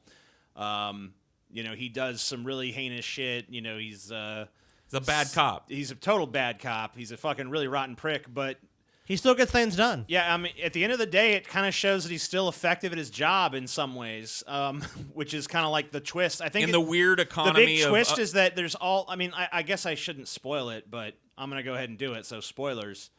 The big reveal of the movie that all of these things he's doing that could blow up in his face just all go according to plan and everything's fine for him. Right.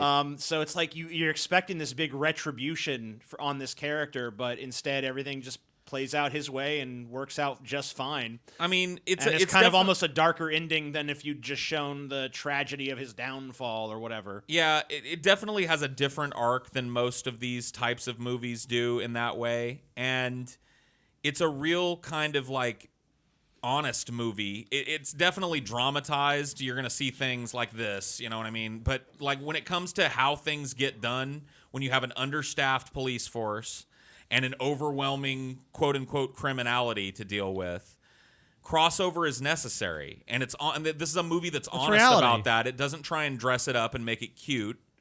It just kind of gives you this raw story of, this is how some cops have to get shit done. They got to be dirty. They got to do drugs. They're not they gotta paragons deal of drugs. virtue that they wouldn't take a fucking one red cent, dude. Right. Fuck that. No, they're dirty. They have to get dirt on them. They have to be in the mix with these criminals and shit. By the way, and manipulating them with this is a really great film. Exhibit is actually really good in this. There's a lot of really, honestly, this movie is criminally underrated in my opinion. And it's under the radar. I so agree with if that. you guys have not seen that, check this movie out as well.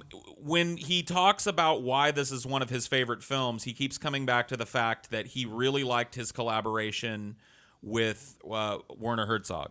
Yeah. He felt that he and Werner Herzog really hit it off in a big way and had a very similar... He talks once again about this kind of old German expressionism that he reveres, which we're going to talk about here very soon. This big kind of old silent style of acting, and Werner was, being a German director himself, was way into that.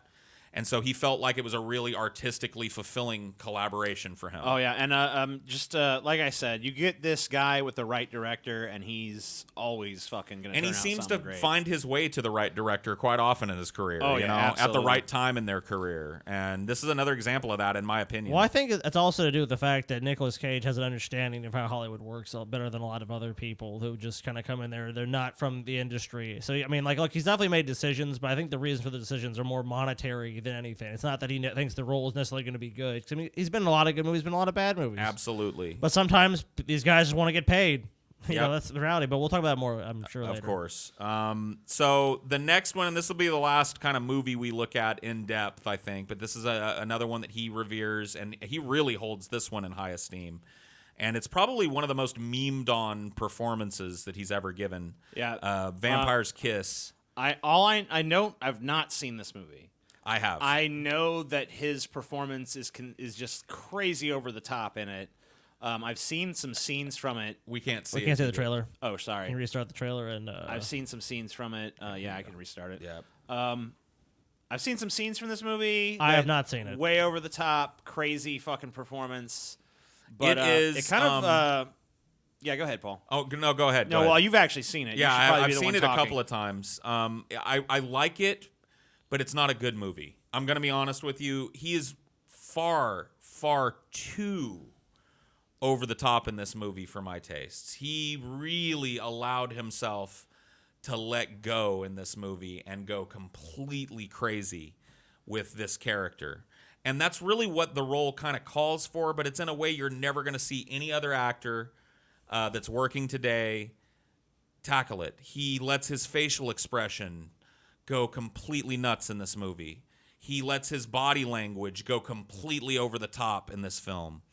And it really makes it kind of strange to watch, I'll be honest. He eats an actual live cockroach in this movie, a take that he said he had to do 3 or 4 times because he threw up, but he really felt like he had to do it because it was in the script and he didn't want to do the rubber roach bullshit. So he's committed to this role. But it is what he calls, and he refers to it a bunch of times in a bunch of different interviews as his laboratory. He really felt like that in this collaboration, and I don't even remember what the director's name was, but in this collaboration, he was allowed full reign to explore that super important German expressionistic, French expressionistic kind of early cinema stuff. Look at this. I mean, this could be in black. Some of it, you can see it. I mean, in that last little thing where he's struggling against the light. He's very big in this movie. It doesn't necessarily work as a modern film.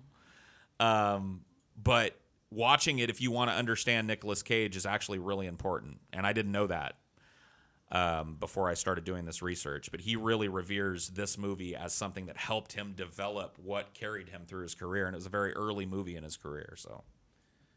Yeah, and I really couldn't tell you anything about it. I've only seen a few scenes that I've seen on YouTube and stuff, and a few scenes used as examples of Nicolas Cage overacting. I kind of feel like this is the movie that, this kind of performance is the style that kind of gets Nicolas Cage in a little bit of trouble in terms of his reputation, I guess. Right. Not that he's obliged to care at all. I have not seen it. I don't know. It seems like it might be interesting, but it doesn't. I think the one question I have is Nicolas Cage kind of self-aware about it, the popular perception of him? Yes. Okay, so he is aware of that. Yeah. He talks a little bit about it. I mean, he's not. I really haven't seen an interview where anybody really pushes the issue with him. Sure, of course. But you can tell he understands he's different from other actors in the way that he approaches roles, and he likes that. He likes talking about it. A lot of the stuff that I've told you guys tonight didn't come from a Wikipedia article. It was stuff that I pulled from interviews that he's given, just hours and hours of stuff I watched. Yeah. So, he likes it. He likes that he's looked at as a different guy. He likes that he has this reputation. I mean, he's built a career on it. For bringing a bigness to roles. And it's hard not to argue. I mean, he doesn't have staying power. I mean, this movie came out, this one here, in 1988, so it's 1 year older than me. Right. So, yeah, I was 8 years old when it came out. I was probably in my teens when I saw it the first time, and in my early 30s when I saw it the last time. Most actors don't stick around for 30-plus years, though. No, absolutely not. I mean, you can't fault this guy's career. So this is actually a pretty good segue to talk a little bit about his inspirations. In this segment, I wanted to talk about, is Nick Cage weird? Is he over the top? Oh, he's definitely weird and over the top. Or is he brilliant? Or is he all three of those I think things? he's all three. Absolutely. And if you want to talk about one of the big influences on Nick Cage's career and acting style, this man right here has a lot to do with it. This is Fritz Lang or Fritz Lang. I'll probably get a bunch of shit from our. I'm going to say Lang because I'm going to say you I've heard Paul. it Fritz Lang before, but I'll probably get corrected. I don't care. I'm going to go with Lang. I don't care what the fuck. It's Fritz and Langenschlangen. You know what really drives me nuts is that he's wearing that eye patch over his ear. Maybe that's how it's supposed to be worn, Hey, maybe but that so. would drive me nuts. That's how you're supposed to do it, TJ. You're not a real German. You're unless no you do it Fritz like that. Lang, TJ. I guess I'm not. So this is Friedrich Christian Anton Fritz Lang, Fritz being kind of a nickname. He's Yeah, a I can see German why. American filmmaker. He was born in Austria, so he's actually a triple citizen: Austria, German, Austrian, German, American. His papers were really in order. Thank you. His papers were very in order. Yes, he had all his papers. One of his most famous films is Metropolis, which had a profound Great effect movie. on Nicolas Cage when he saw it for the first time. I actually pulled the entire movie if you want to play a little bit Oh of yeah, it. And awesome. That sounds great. Yeah, we can scan through it a little bit. It's in the public domain, so this is the only thing that we're going to play on this whole episode that we don't have to worry about. But you can kind of see the style if you kind of hold on this main character here that silent film actors and actresses had to adopt. You got to act with your whole body. You have to be super expressive because... And you can see, like, it was so weird to me, and I can see it in this scene here, too. You can see Nick Cage in this. You can see what he brings to these movies in this, that kind of body awareness that you don't see a whole lot of other actors exploring the depths of. You know what I mean? Yeah. Scan through a little bit, TJ. This film is, if you've never seen it... the conversational scenes are just so animated. Look at this. And then the scenes below. Yeah, if you show them actually working on the machines. Yeah, there's some great scenes. The fact that this movie is 1927, I mean, the visuals in this film are crazy. The mad scientist, dude. It has so many tropes, but they develop. I mean, if you look at other movies that were being made at this time, there's absolutely nothing that even approaches looking like this. This movie really is one of the foundational movies when you hear, the fuddy-duddies talk about cinema and the history of it. And those kind of grainy scenes you want to... these scenes were actually found and added to the... There's There's not actually a full cut of this movie. There's a lot of missing footage and a lot of unrestored footage that's been kind of cut back into the film. There's still not huge, but little chunks of the film here and there that have never been recovered. So it is a huge, sweeping, expansive, genre-defining movie. This is probably one of the first attempts at creating this futuristic kind of city. How many times have you seen this in movies? Countless. This was the first. This was the first. I mean, time. you can say that about probably a lot of moments from this movie. Absolutely. And it actually is still fun to watch. I watched it probably a couple years back, and I enjoyed it. It's a little bit hard to get into the silent film thing, maybe, for me. But I love silent films. I didn't used to. It was hard for me to get into them, too. There was one movie that I watched that broke that for me. It's called The Golem, and it's a really great old silent film. And I've watched all the big ones now, and I really like the quietness and the attention required of a silent film.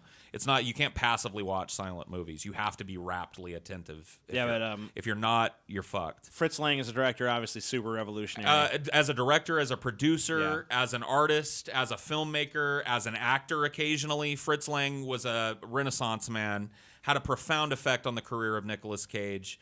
Another person that Nicolas Cage talks about often when he's asked about his inspirations is this man. This is Jean Cocteau. He was a Frenchman, a French movie maker. Hold on, I got to get to my spot. I lost my spot in my research here. Poet, playwright, thank you, novelist, designer, filmmaker, visual artist, and critic. Another Renaissance man. A lot of man of many talents. So he best known for his films The Blood of the Poet, which I actually haven't seen. I think that's supposed to be Les Enfants Terribles, not Les Parents Terribles, but I might be wrong. And Beauty and the Beast, which is really, I think, what he's best known for today. If you ever hear Jean Cocteau brought up, it'll probably be in reference to his groundbreaking Beauty and the Beast from 1946. That's all I've ever heard. Do we have any of that? Associated with? Yeah, I do, actually. I pulled a huge scene from Beauty, and we can actually unmute this. Mute this, and if you want to turn it down a little bit, so we can hear. Yeah, sure. It's in French, so most of you won't be able to appreciate it, but it's a beautiful movie, and he was really when Nick Cage talks about it, the portrayal of the Beast in this movie by Jean Cocteau really was one of his foundational kind of experiences as a kid, and really informs a lot of his acting. It's a very body heavy role, right? I mean, especially acting through that kind of costuming. Especially at that time when it's not like you could have a lot of animatronic parts moving the face and stuff. A lot of this was new, and right. So I mean, that face is not super expressive, so you have to do a lot of acting with your body at that point.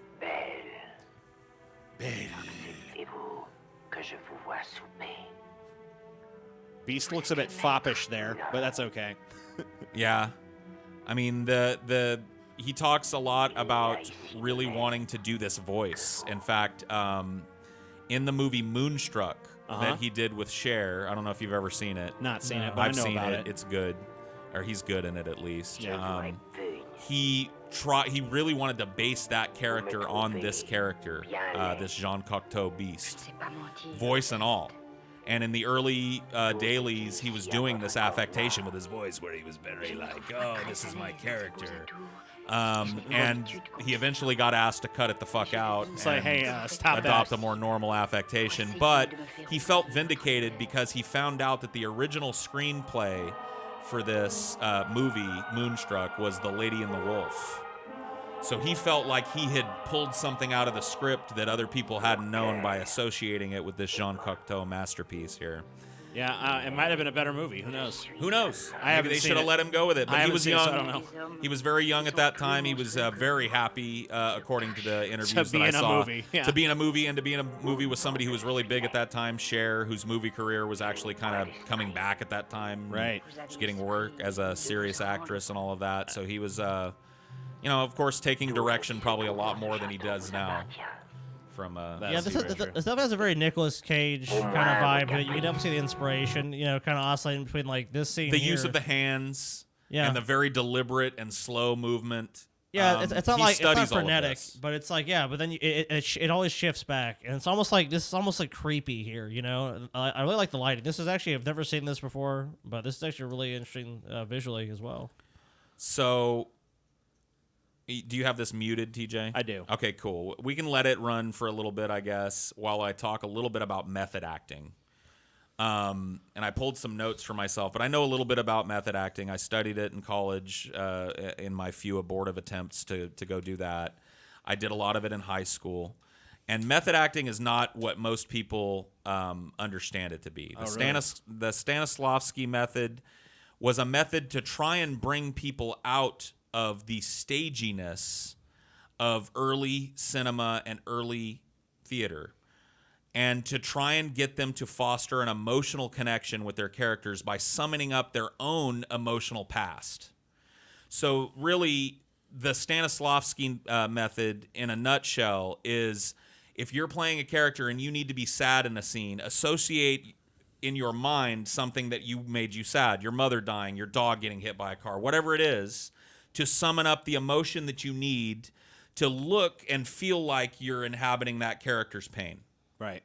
That is method acting. That's the Stanislavski method in a nutshell. When people call people like Nick Cage and Daniel Day-Lewis is another very famous quote-unquote method actors, they're kind of undercutting it.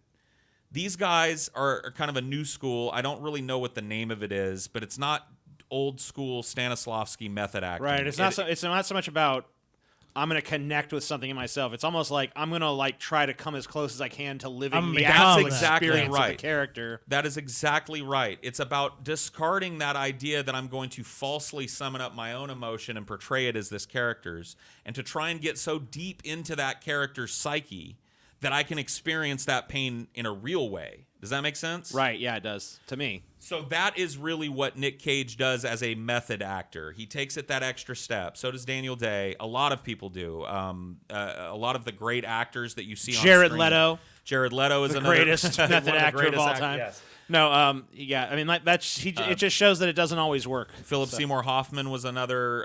For sure. And it doesn't necessarily mean all of the flamboyant shit. Jared Leto has poisoned the idea of this method. It doesn't necessarily mean that the guy has to be an asshole on stage. It does mean that they try and spend as much time in character as possible, and that they ask other people on the set to facilitate that by addressing them in character. Wesley Snipes, at least on the Blade films, was he was like, address me as Blade when I'm on the set and treat me as if I was Blade while I'm on the set.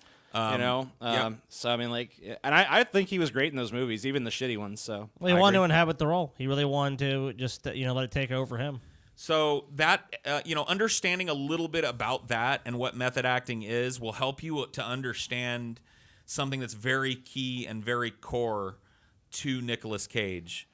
Now he takes it a little bit farther than method acting. Now he's come up with his own style of acting method, and preparation. Huh? Oh, yes, shit. And rather than try and explain it to you myself, why not let him do that? I've got a video here. All right, let's take a look. Thank you, Showbiz You developed 411. an acting discipline that you've... Ghost Rider: Spirit of Vengeance. Yes. So Ghost Rider: Spirit of Vengeance is awful. No, It shit. is. I just want to say that. referred to as nouveau shamanic. Is that correct? Yeah. What are the core principles? I've been told that all actors really hail from the early medicine men and the shamans in the villages pre-Christianity, where they would put on masks and act out, and really they were probably pretty crazy, but they would go in and find answers to questions. Today you're called psychotic if you do that, but it's all semantics. So what I would do is I'd put on Afro-Caribbean paint, like a white and black paint, and black out my eyes so I look like this sort of Afro-Caribbean voodoo icon. And then I would sew in bits of Egyptian artifacts that were thousands of years old into my costume and gather some onyx or tourmaline or something that was meant to have vibrations. And who knows if it works or doesn't, but for me it was an idea of like trying to stimulate my mind or trick my mind into believing I was this character from another dimension. And I would walk on the set and then wouldn't speak to anybody, wouldn't say a word, so I projected this aura of horror, which created fear in my fellow actors, which then inspired me to believe I really was this character. Exciting. I'd love to be on set with you. Yeah, thanks. So, nouveau shamanic, if you didn't catch it at the beginning, Hold is the on, name. let's just take a moment to let what we just heard sink in. For I a know. second. Okay, go ahead. Sorry. Yeah. I needed that moment. Okay, go ahead. Yeah, so I just don't... I think we might have talked over it. So nouveau shamanic, that's the name of his acting style. He's actually said in another interview that I found in print that he wants to write a book about it, or is writing a book about it. So we may get to do an addendum to this episode. I hope that book comes into existence. I really do too. I'm going to actually reach out to Nick Cage, and I recommend that everybody that follows us do the same. Go to his Twitter, go to his Instagram, or if he has one, or whatever the fuck, and tell him we want to see the book on nouveau shamanic actor training or acting technique, because I really want to learn it myself. I want to sew bits of Egyptian artifact into my clothing and allow the power of a tourmaline to power my performance on the show. That'd be great. I really need to know. I'm fine with that. I need man. to start going through this shit before I do a show. Just like, all right, I need to convince myself that I'm this otherworldly being before I even open my fucking mouth to talk about Nicolas Cage or whatever the fuck the subject is. So we're kind of in the interesting factoids section about Nick Cage, stuff that I think adds a little bit of character and color to his already boisterous personality. He shrooms with cats. He likes to take shrooms with cats. Oh. Let's watch. Whoa. Okay. Did you ever drink beer in high school? No, not beer, but I do remember having a bag of mushrooms in my refrigerator. He does mushrooms. That in and of itself Dude, is funny for some reason. I would expect nothing less from Nicolas Cage. Me neither. These fucking audiences, man. And I remember you mentioned your dog. Yeah. I had a cat, and my cat used to sneak into the refrigerator and he would steal the mushrooms. And I said, no, and his name was Lewis. I said, Lewis, you can't do that. You can't do that. It's not right. He ate them voraciously. He just loved them. It was like catnip to him. So I thought, well, what the heck? I better do it with him. And That's awesome. This is the best story of all time. Yeah, I love just his wanna say instincts. that. I mean, what the heck? I might as well do the mushrooms that the cats I get. love his instinct. Most of us, if our dog ate like half our mushrooms, would be freaking out about the dog and shit. He just is like, well, you know what? Fuck it. I'm going to eat the other half and trip with you, bro. I'll be here with you. I remember lying in my bed for hours, and Lewis was on the desk across from the bed for hours, staring at each other. Not moving. Occasionally he would go, meow, but he would stare at me, and I had no doubt that he was my brother. How do you not like Nick Cage? Sorry, dude? hold on. Let me That's a just. beautiful moment, That's the best story I've ever heard anyone tell ever, and I'm just. What a tale about a man bonding with his fucking pet. A man dude. and his beast, dude. I mean, yeah, they both fucking trip fucking balls on mushrooms, both laying down, chilling out, just looking at each other and like, you know what? We're Dude, fucking one, dude. and what We a are way- fucking one. What a way to turn a sour situation into a sunny one, dude. He and his cat had a beautiful, moment man. together. Him That's and awesome. Lewis. Good. I hope Lewis lived a full life after that. You know? Nicholas and I mean, do you have any doubt? His owner was Nicolas Cage, dude. He had a great fucking life.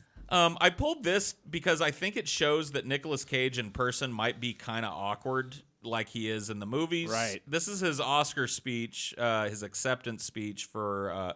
or did I put that there? You put it... where you put it in the document and where you put it in the playlist are different. But it is here in the playlist. All right, well, go ahead and play it. In the document. Helen Hayes, Ingrid Bergman, Maggie You can skip Smith, ahead a little bit. Meryl They're gonna announce all Streep. the other people These that are were up. 4 gifted women who have won. There are a lot of definitions. Detroit ordered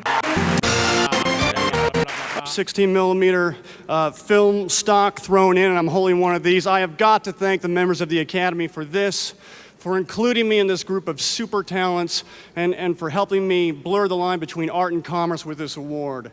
I know it's not hip to say it, but I just love acting, and I hope that... It's not hip to say it, but I just love acting. No, it's not. How do you I hope that there will be more encouragement for alternative movies where we can experiment and fast forward into the future of acting. Let me thank the awesome, multi-talented Mike Figgis. He goes on and on names. Well, yeah, I mean, that's how they all are. Try and skip to, like, I don't know, the end before he walks off. Skip through some of these names. He name drops for like 10 straight minutes here. So let's see, he walks off Yeah, right right. there. I'm Yeah, gonna go right a little here. bit That's fine. before and about here. Ed L'Amato, my colleagues Jerry Harrington, Jeff Levine, Richard Lovett, and everyone in my family, my gorgeous wife Patricia. And I just finally want to say, hi Weston, it's Daddy, I love you, thank you. Okay. So I don't know. That seemed like a pretty standard Oscar. I don't know. I mean, acceptance it's just weird that he didn't bring any of that weird charm to it. It was just kind of so. Well, I guess I mean, he like, wanted Awkward to. and nervous, yeah. That's kind of how these fucking. I mean, like an Oscar acceptance speech is basically, I'm thankful to the following 1,000 people, and then they list off a bunch of names, and then they walk off the stage. Well, let me ask you guys a question. Does it make you feel good to know that you live within a stone's throw of the future final resting place of Nicolas Cage? Hell yeah, it does. Nicolas Cage owns this very weird pyramid tomb in one of New Orleans' oldest and most storied above-ground cemetery. Awesome. His tomb is surrounded on all sides by really super old, kind of like, you know, historical society. Well, level old he loves tombs. New Orleans. I know that. He does. And this tomb is, as you can see by the kisses, I guess, there, visited already by some fans of Nick in preparation for his death. It has if he actually ever dies. An inscription on it in Latin that means many from this? one. Is this like some ancient picture of like a previous incarnation Yes. of Cage? Yes. This is that there is a meme that floats around about Nick Cage that he's an immortal vampire that's been around I don't think forever. it's a meme. Let's be honest, guys. He might be. So basically, he already has where he's gonna be buried. He might already be living there, part-time, feeding on the swine of New Orleans at night in the quarter.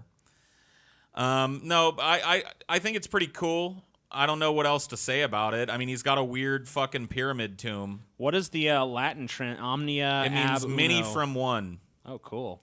I'm not exactly sure what the connotation of that is. We know that he was raised Catholic, but Nick Cage it is actually translates to everything from one. Sorry, my bad. Well, maybe he's describing his own acting career there, because he certainly has a tremendous range from what we've seen here. Maybe. You know, he's done a little bit of everything. He is notoriously tight-lipped on the subjects, and I think very wisely so, of religion and politics. He doesn't give interviews about his politics, if indeed he has any.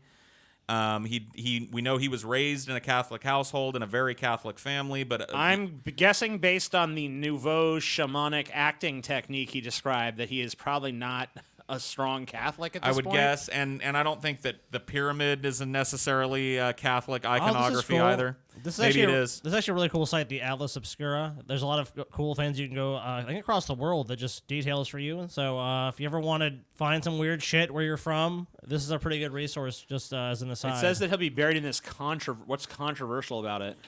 I think it doesn't fit the rest of the style. Yeah, some people don't think it. They think it's an eyesore and New a Orleans historic. may not like Nick Cage.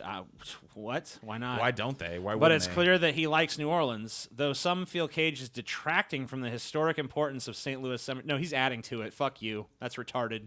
Anybody who feels that way is stupid and doesn't understand. I mean, when's the importance last time of anybody Nicolas talked Cage. about one of the other tombs in this fucking cemetery? Who gives a fuck?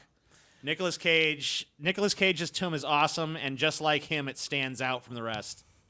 Well, kind of here, approaching the final act in our kind of look at Nick Cage's storied career, there was a question that was raised earlier about why he does so many bad movies, and I think we might find the answer in this next article. How Nicolas Cage wildly spent a $150 million fortune. If you scroll down, just scroll past their commentary on his career, because we already did that. But here's some of the things that he's bought. Dinosaur skulls. Go ahead and read them to us, TJ. A self-proclaimed history buff, Cage allegedly outbid Leonardo DiCaprio for a 67-million-year-old Tarbosaurus skull valued at over $300,000. He apparently had other dinosaur skulls as well. Can you blame him, dude? I mean, that's a fucking dinosaur It's skull. pretty cool. 2 albino cobras. We're starting to get into like the 12 Days of Christmas here. 2 albino cobras and a 1 dinosaur skull. 3 Bahama Islands. No, it's actually 2. But 2 albino king cobras, which he allegedly bought for protection. Some others say he used it for sexual activity. I don't know who those others would be. Who's that? Who's that said that? Others have said. Yeah, Who doesn't want... Look, guys, you could have 1 island or you could have fucking 2 islands. He bought 2 40-acre, $7 million islands in Nassau? Nassau. I don't know. Yeah, they're in the Bahamas. The Shah of Iran's Lamborghini, which he bought for nearly $500,000. Pretty fucking cool. Back in the 90s, too, when that was cool as fuck to have a Lamborghini. Yeah, exotic cars and motorcycles, pretty standard. Luxury yachts, also pretty standard for a 4 rich yachts, fuck. dude. He has 4 of them, though. Yeah, that's a little excessive. Cost $20 million. Read about that one, dude. Read about the yachts? Yeah, read about the yachts. It's a quick blurb. But just He listen. bought 4 yachts, one of which he named Sarita. It cost $20 million, had 12 master bedrooms. Yeah, that probably It's like a should've- city. You A probably floating could have fucking just palace. stopped. You don't need that many yachts, Nick. I'm It's sorry. Nicolas Cage, dude. He's gonna do what he's gonna do. This is cool. This is This I know about this one. Cage bought this famed New Orleans house in 2006 for $3.45 million. Supposedly, the house belonged to a socialite serial killer named Madame Lalaurie, who was the inspiration for the character of Kathy Bates in American Horror Story Coven. In the house that Madame Lalaurie would kill and torture slaves in the 1800s, legends say it's haunted. Oh yeah, every haunted tour in New Orleans will go by this. This is definitely one of the most famously haunted, quote unquote, locations. And this is in in the the city of French New Orleans. Quarter from the looks And of Nick it. Cage owns it. That's cool. Well, I don't think he does anymore. I think he had to maybe sell so. it. He had to with sell his- it. He had tax troubles. Got it. Shrunken pygmy heads. Yeah, the government actually took a big bite out of Nick Cage's ass, mostly because of this kind of stupid Yes. shit. According to visitors, Cage had a collection in his house for unknown reasons. I think we all know. The Pyramid Tomb, We of talked course, about. which we talked about. Oh, yeah, the I'm first sure Superman a pretty comic. penny for that. The first Superman comic. That's awesome. Cage had a collection of comic books that included Action Comics #1, first appearance of Superman, Detective Comics #38, first appearance of Robin, Batman's sidekick. Cool. A crocodile. Nice. Okay. A shark. Nice. An octopus. Also nice. A private Gulfstream jet, more standard That's rich like people's $15 shit. million. 15 estates around the world. 15 estate homes around the world. You're not, okay, Nick, you're not that rich, okay? I mean, he was. Apparently, he was well, at one point. I mean, that's why you're not anymore. So a $3.6 million house in New Orleans, a $10 million Malibu This beach is why home. you were in Left Behind, okay? Yeah, a private getaway home. Because in you left all Paradise- your money behind. So he has another. So not only does he own an island in the Bahamas, go back, 2 TJ. European castles. It doesn't even include his islands in the Bahamas. It does. Okay, actually, never mind. He had Paradise one Island. built. Yeah, he had one built. 15 palace in estates, 2 European castles, rare arts, probably not this, No. high-end jewelry. Where's Nicolas Cage now? Though he's forced to foreclose on several properties, his money manager countersued him. And through the lawsuit, though the lawsuits have been settled, Cage is struggling to fix his finances, unload assets. Fortunately, in the past several years, he starred in big-budget films. He sold his Action Comics #1 for $2.16 million, a But record-setting amount. That's a drop in the bucket for the amount of money he was probably on the line sure for. he's on the line. I'm sure that made one payment to the IRS. I mean, at possible. least these are all assets that he could conceivably What turn happens around a lot of and times sell. with high net worth individuals like Nicolas Cage is they take loans out. So he probably borrowed a bunch of money. Yeah, he's or probably his miles and managers miles did. in So debt. So definitely went fucking absolutely nuts with the spending. Yeah. And that would probably explain why you see him in movies And this like is where Inconceivable. Johnny Depp finds himself currently in a pretty similar situation. But he made even more than Nicolas Cage. I think Johnny Depp blew some. I think in the neighborhood of 400 He'd be another million. interesting guy to take a look at from He this honestly would. perspective. And similar career trajectories, Yeah. unfortunately, for the Agreed. two gentlemen. Well, maybe not so, because I did want to end tonight with a talk about Mandy, which I actually watched last night in prep for this. Love that movie. It was phenomenal, and Nick Cage is absolutely in his element in this movie. I mean, yeah.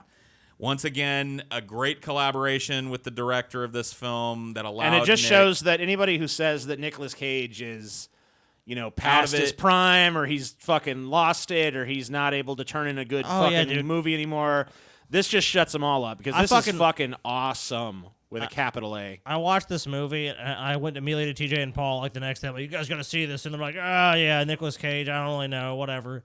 And I'm glad you finally saw it, Paul. TJ, when did you see it? Recently? I saw it when we were in Gatlinburg. I watched it on the big theater Oh, okay, screen cool. we had. That's a perfect place to watch it, dude. This is a great So I fucking kind of movie. saw it in a little tiny movie I theater. believe this movie was actually crowdfunded. theater. Part of it was, yeah. Part of it was crowdfunded. And it I was believe. actually a long road to getting Nick Cage to play this role. He was actually slated to play the villain role, Silas, I think. Well, or whatever it was. I mean, he would have been great in that too, but I'm glad that he was cast how he was. And it wasn't until later on in the negotiation process and after years of funding problems that the director came to him and said, hey, man, I kind of want you to play Red. I kind of want you to play this main character. And that was really what Nick wanted to hear, according to an interview that I watched. He said it was really the character that I thought I wanted to do. And it was another another one of these roles that doesn't try and take Nick Cage and dumb him down. I don't really think you can, though. He's so versatile, but it really allows him to explore that shit. It kind of is in that same vein of Vampire's Kiss. It lets him be agonized and angry, and just these long wailing scenes of him screaming in pain and escaping these horrible traps and shit. I mean, it really lets him let loose, and it was great. Well, that's why sometimes Nicolas Cage has good instincts, because I think reading the script, you could see like the villain characters, and people might say, "Oh, that'd be the perfect role for Nicolas Cage." But Nicolas Cage, being himself, was like, "No, I want to be this other character you wouldn't expect him to play." Absolutely. And he does a great job in this movie. This movie is it's great because it's definitely it's got a little bit of art film in it. It's got a little bit of schlocky horror movie in it. Yep. It's got a little bit of fucking action movie in it. And it's not a lot of dialogue. It's really the perfect role. It's great visual storytelling. It's great cinematography. It's What's great perfect role camera for work. Cage? It's fucking a great, unique visual style that you haven't seen a million fucking times before. The lighting and the shots they set up in this movie, like when they burn down the church at the end, that's fucking great. It's dude. beautiful color, beautiful use of framing. Really One of the greatest well-paced. drug scenes I've ever seen. Yeah, In terms of absolutely. like a great psychedelic moment in a movie. And it's got some great over the top shit in it that is, it's like, it strikes this really good balance between the over the top B movie kind of stuff, but it treats it so seriously that it's either going to come across as more ridiculous. Like they made that decision where it's like, we're going to do stuff that's silly, but we're going to treat it very seriously, which that can backfire. But in this movie, it really fucking works. It really because they does. just struck that perfectly correct tone where they're getting the audience to take it seriously too. Because I mean, like if you describe scenes in this movie, it's like that sounds like B movie schlock. Yeah. But the way it's handled in this movie, it really kind of elevates it to a higher level, like art form kind of thing. I mean, Nicolas Cage really fucking is amazing in this movie. This whole movie is fucking amazing. I mean, it really is it's one of those feast for the eyes movies. It's not similar in scope, but it really reminded me of Mad Max Fury Road at parts, in its presentation and just in that kind of over the top action that you get. I don't know, man. It's really a hard movie. It's one of those rare movies that you have to see to believe. It's almost like one of those movies that's kind of a genre unto itself. Yes. So it's kind of hard to even know what to compare it to. Yeah, Probably it's the movie billed that as a horror movie. Right. I don't know that I agree. I don't either. I definitely got some elements of horror in it. But For sure. Horror, like you could see kind It's of from sold this, as that. I mean, it's probably the best thing, the wisest thing to try to sell it as. The movie it actually reminded me most of, although they're kind of different. They're very different in a lot of ways. Was a Hobo with a Shotgun. Oh yeah. I felt like there was a lot of that ultra violence and that exaggerated sort of grindhouse violence, but not like when people like Quentin Tarantino and Robert Rodriguez paid homage to those grindhouse movies.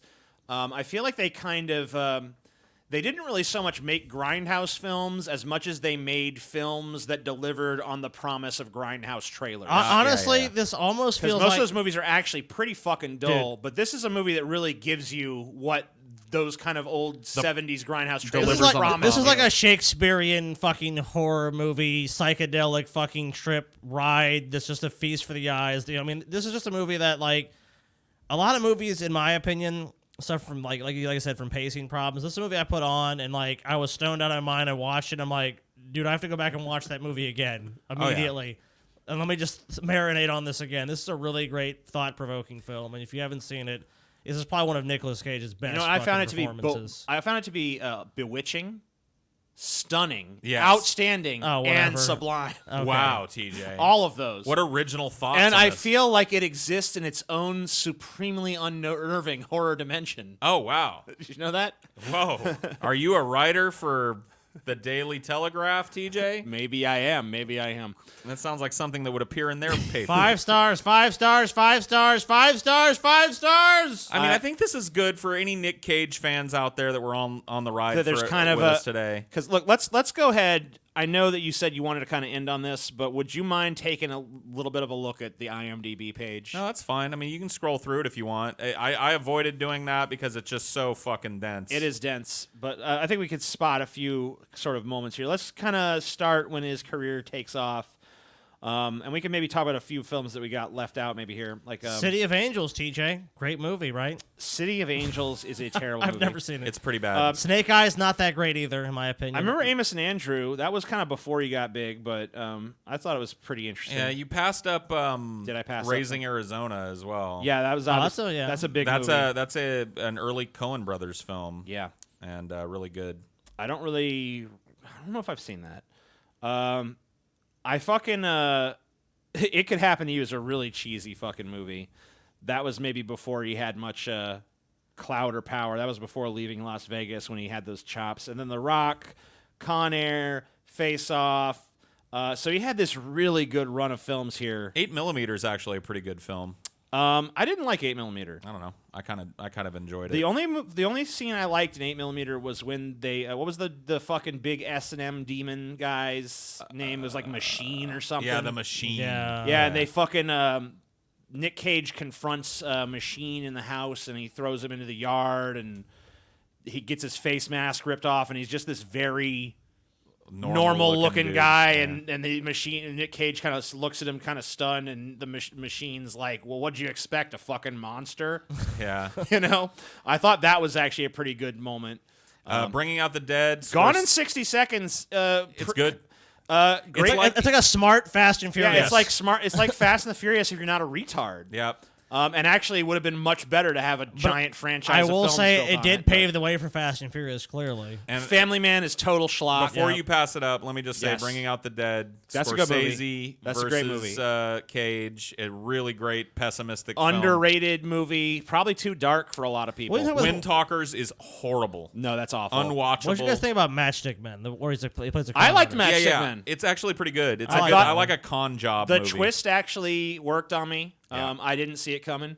Adaptation we've already talked about. Yeah. National Treasure, great little mainstream fucking family picture. I actually from like Cage. all the National Treasure movies. I'm not gonna. There's only kind two. of a guilty pleasure. There was only of mine. two, wasn't there? There's three, isn't there? Are there three? I think there's three. Oh, but there's at least two. I like them both. I like Lord of War was good. That's a good I like movie. Lord of War. Yeah. Weatherman is kind of a missed middle. opportunity, but I thought there was some. Oh, decent World stuff in Trade there. Center, terrible. Never heard of the Ant Bully. World Trade Center.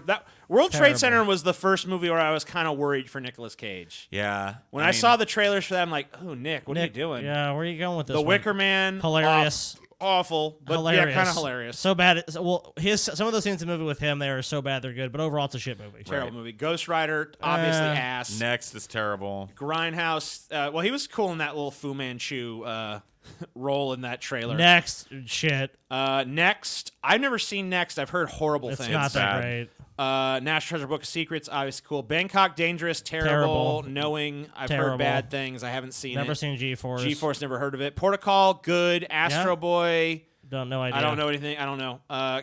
Kick-Ass, he was good. Sorcerer's Apprentice, I haven't seen it, but I heard Terrible. it was terrible, and he was terrible in it. Season of the Witch is really Dude, fucking bad. Drive Angry is a guilty pleasure for me. Have either of you guys ever seen Yeah, Drive Angry? we saw it in theaters. Did we? Yep. What did you think? I loved it, dude. Was it a guilty pleasure for you too?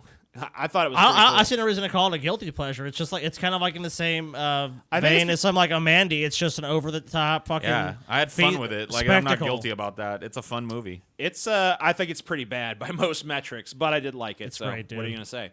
Never heard of Seeking Justice. Never heard of Trespass. Ghost Rider: Spirit of Vengeance. Terrible. Somehow even worse than Ghost Rider. It really was awful.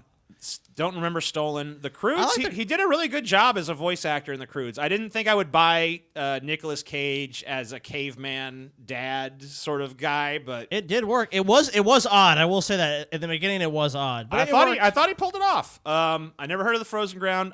Joe was kind of a little sleeper hit. Have you guys ever seen that? No. You've told me about it. It's a pretty decent little character study about this guy who's, in Appalachia and sort of like living this hard life and shit. And I don't really remember too much of the specific plot, but I know it gets pretty fucking dark.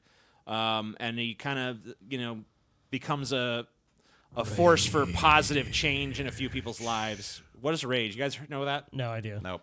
Never heard of Outcast. Left no. Behind, probably the worst I've ever seen God, Nicolas Cage. dude. I've never seen him worse. Well, and I think this is really where the schlock shits. Yeah, Dying of the Light, up. never heard of it. The Runner, never heard of it. Pay the Ghost, never heard of it. The Trust, never heard of it. Dog Eat Dog, never heard of it. Snowden. He wasn't a huge role in he's that. Small role, probably, I guess. That's a good didn't movie, see though. it. USS Indianapolis, Men of Courage, sounds like garbage. Army of One, garbage. Arsenal, garbage. Vengeance, a love story, sounds like garbage. Inconceivable, we know for a fact is garbage. Mom and Dad is actually pretty cool. What is it? It's a weird movie about like all the parents in the world go crazy and start killing their kids. Cool. So it's a really super what the- ultra violent like horror movie. Oh, what the fuck here, guys? Color Out of Space? Yeah, that's in his upcoming roster. Whoa. He's been in a bunch of real shit films. Into the Spider-Verse, I guess. He was he was Spider-Man Noir, which was a pretty minor role, and you really couldn't. If you hadn't told me it was his voice, I probably wouldn't have known. But that shows he can immerse Holy himself shit, in a voice role. The But look at Croods too? Just look at all the upcoming films, though. Like, he just continues to be in 1,000 fucking movies. I guess that he just needs to say yes this much to dig himself out of whatever horrible debts he's in. Score to Settle doesn't sound good, but maybe. Primal, I might see Kill The Croods, Chain, too. Running with the Devil, Color Out of Space. That's an H.P. Lovecraft story. Prisoners of the Ghostland, Hero. Grand Isle, The Croods 2, Jiu-Jitsu, 10-0. Like, that's an 100 insane credits in roster. That's an insane roster of upcoming fucking film projects. Yeah. Most actors have like one or two. Nicolas filming Cage 3 literally does and not has- say no to a fucking movie role. He's currently filming 3. He's got 4 in post-production and 3 waiting to be released. That's insane. So, I mean, like, that's just... I mean, is it too much? Yes. Absolutely yes. Right? I mean, No, that's... of course it is, but like that's a lot of not those the are going to be point. shit. Let's be honest. A lot of these movies are probably going to be Do fucking you dog feel shit. like... I mean, obviously, it's his legacy to do with what he wants, and maybe he doesn't have a choice from whatever financial situation he finds himself in. But There's a lot of actors that just do that. Like Dashir Mifune was someone that did that too. He's in a ton of fucking do you movies. think it A lot of hurts? shock. Do you think it ultimately hurts the legacy? Probably or not. Do you think that people ultimately, when they look They're back, gonna are gonna remember. the good stuff? Look, if I guess it's Nicolas Cage is like the numbers game, dude. He might be. Look. Mandy just came out recently. That's a Right. great fucking movie. last year. And there's like, but there's a bunch of shit on the side. People are gonna remember that. Yeah. Nicolas Cage was in some shit, but he's also in a lot of good, fucking, thought-provoking, entertaining movies. Ultimately, what he's doing is entertaining people, and I think Nicolas Cage has lived up to that. I'm fine with Nick Cage paying the bills. Everybody's had to do it So in their let lives. me ask you this, Paul. You did this episode. You obviously have an admiration for Nicolas Cage as an actor. I have a deeper admiration now, having done the episode. Right. I liked him Well, a lot of times before. when we do these episodes like this, we kind of come to a deeper appreciation of what that person That's is. why I and what like the their show. legacy is. One of the reasons why I like doing the like show. Stan Lee, when we did that episode, that was like a big wow. He's actually like you really Jeffrey when you really Dahmer. stand back. Yeah, Jeffrey Dahmer. When you stand back and look, it's like wow, he really accomplished. What a something guy! great. Nice guy, love him. No, but what do you think is the legacy of Nicolas Cage? What do you think it should be? I don't think you can have that conversation until he's Till gone. he's dead. Because he doesn't show signs of slowing here. Not at Definitely all. not. He shows signs of speeding the fuck up. If he's this late in his career and he's turning out performances like he did in Mandy, which I watched, like I said, last night, you can't have a credible conversation about the man's legacy yet. Right. You just can't. His best performance might still be in him. He might have some stunning shit on the fucking horizon for us. It might be wrapped in a schlock burrito. I don't watch that shit. I ain't seen half that shit that you don't know the name of. Yeah. Okay? At least. I haven't seen most of it. Most of it, probably. Yeah. But when he releases something good, I'll always be there because the dude is obviously talented. There's obviously a brain behind the things that make him stand out from the other people. A lot of that, I think I learned, is intentional. You know what I mean? He's not just some quirky guy that is that way and can't control it. He's intentionally decided, I want to stand out. I want different roles. I want to be a different kind of actor than these other big guys, and I think he pulls that off. That makes him one of the more interesting people working, and certainly one of the more storied actors working today. I think he's the most famous actor in China. Is he? Yeah. I read that in my research. He's That's like cool. a household name in China. You know, so the dude is, what can you take He's from still. him? on that? I mean, that's the fucking most populous country in the world, isn't it?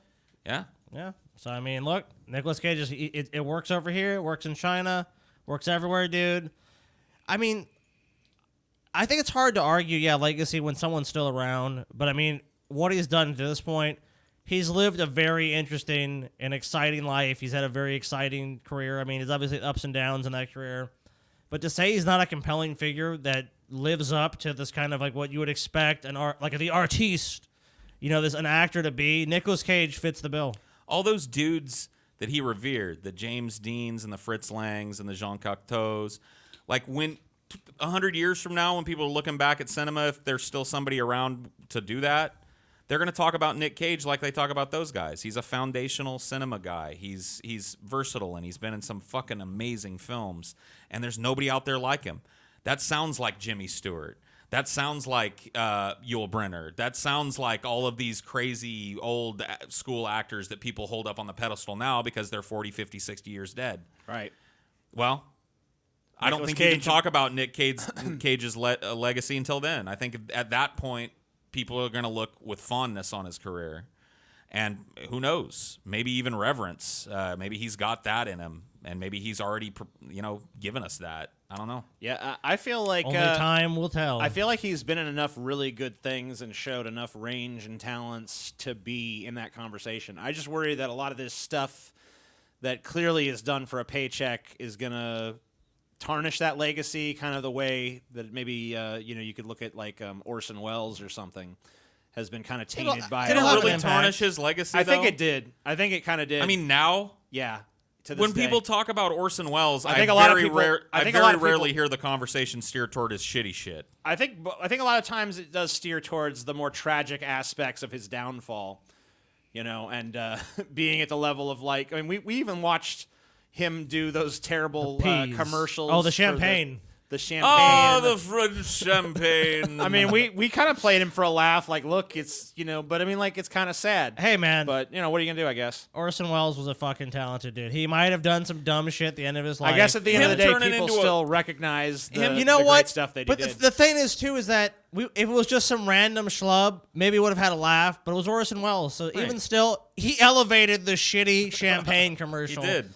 I think his Paul legacy is Masson. intact. His legacy is intact. Citizen Kane is always on the list for top films ever made. I don't know. I'm a very permissive guy when it comes to artists. I think that artists. I put a quote on my Twitter, and I'll probably butcher it now, but it's something to the effect of artists are never Puritans, and they're almost always never received well in their time, or something to that effect. And it's very much. I agree. Yeah, you quoted Henry Louis Mencken, H.L. Mencken. Yeah. Who said, "The great artists of the world are never Puritans and seldom even ordinarily respectable." So, I'm very permissive when it comes to artists. I don't care that Orson Welles turned into a big fat old drunk in his old. I don't care. You know what I mean? That's actually kind of cool. I'm probably gonna, if I ever get famous like he was, I'm probably gonna die the same fucking way. So how do I judge him for that? Awesome. I say the same thing to Nick Cage. We've had to fucking put our noses to the grindstone and shit in the past and do content we weren't necessarily wanting to do, but hey, it's got to fucking go. We got to get paid. Yep. Right? Absolutely. So how do you fault the guy for that? He's got bills to pay. He's doing some shit movies in between some really good ones. I'm excited to see what Nick Cage has got for us in the future. Sounds great. Salvador, what are your final thoughts? Yeah, what do you think, Sal? Come up here, buddy. The Sal hot take. Come Oh, on we got up. a cat coming in here, too. Come on up. Everybody, Come on, animals. All the animals, just come on in. The whole zoo. This is like Hey Jude. Everyone runs in at the end. You know what I mean? Yeah. That's how we know the show's over, is when the animals break down the door. Hey, Salvador. Salvador, what do you are think, your Sal? thoughts on the legacy and career of Nicolas Cage? What do you think? You gotta speak into the mic.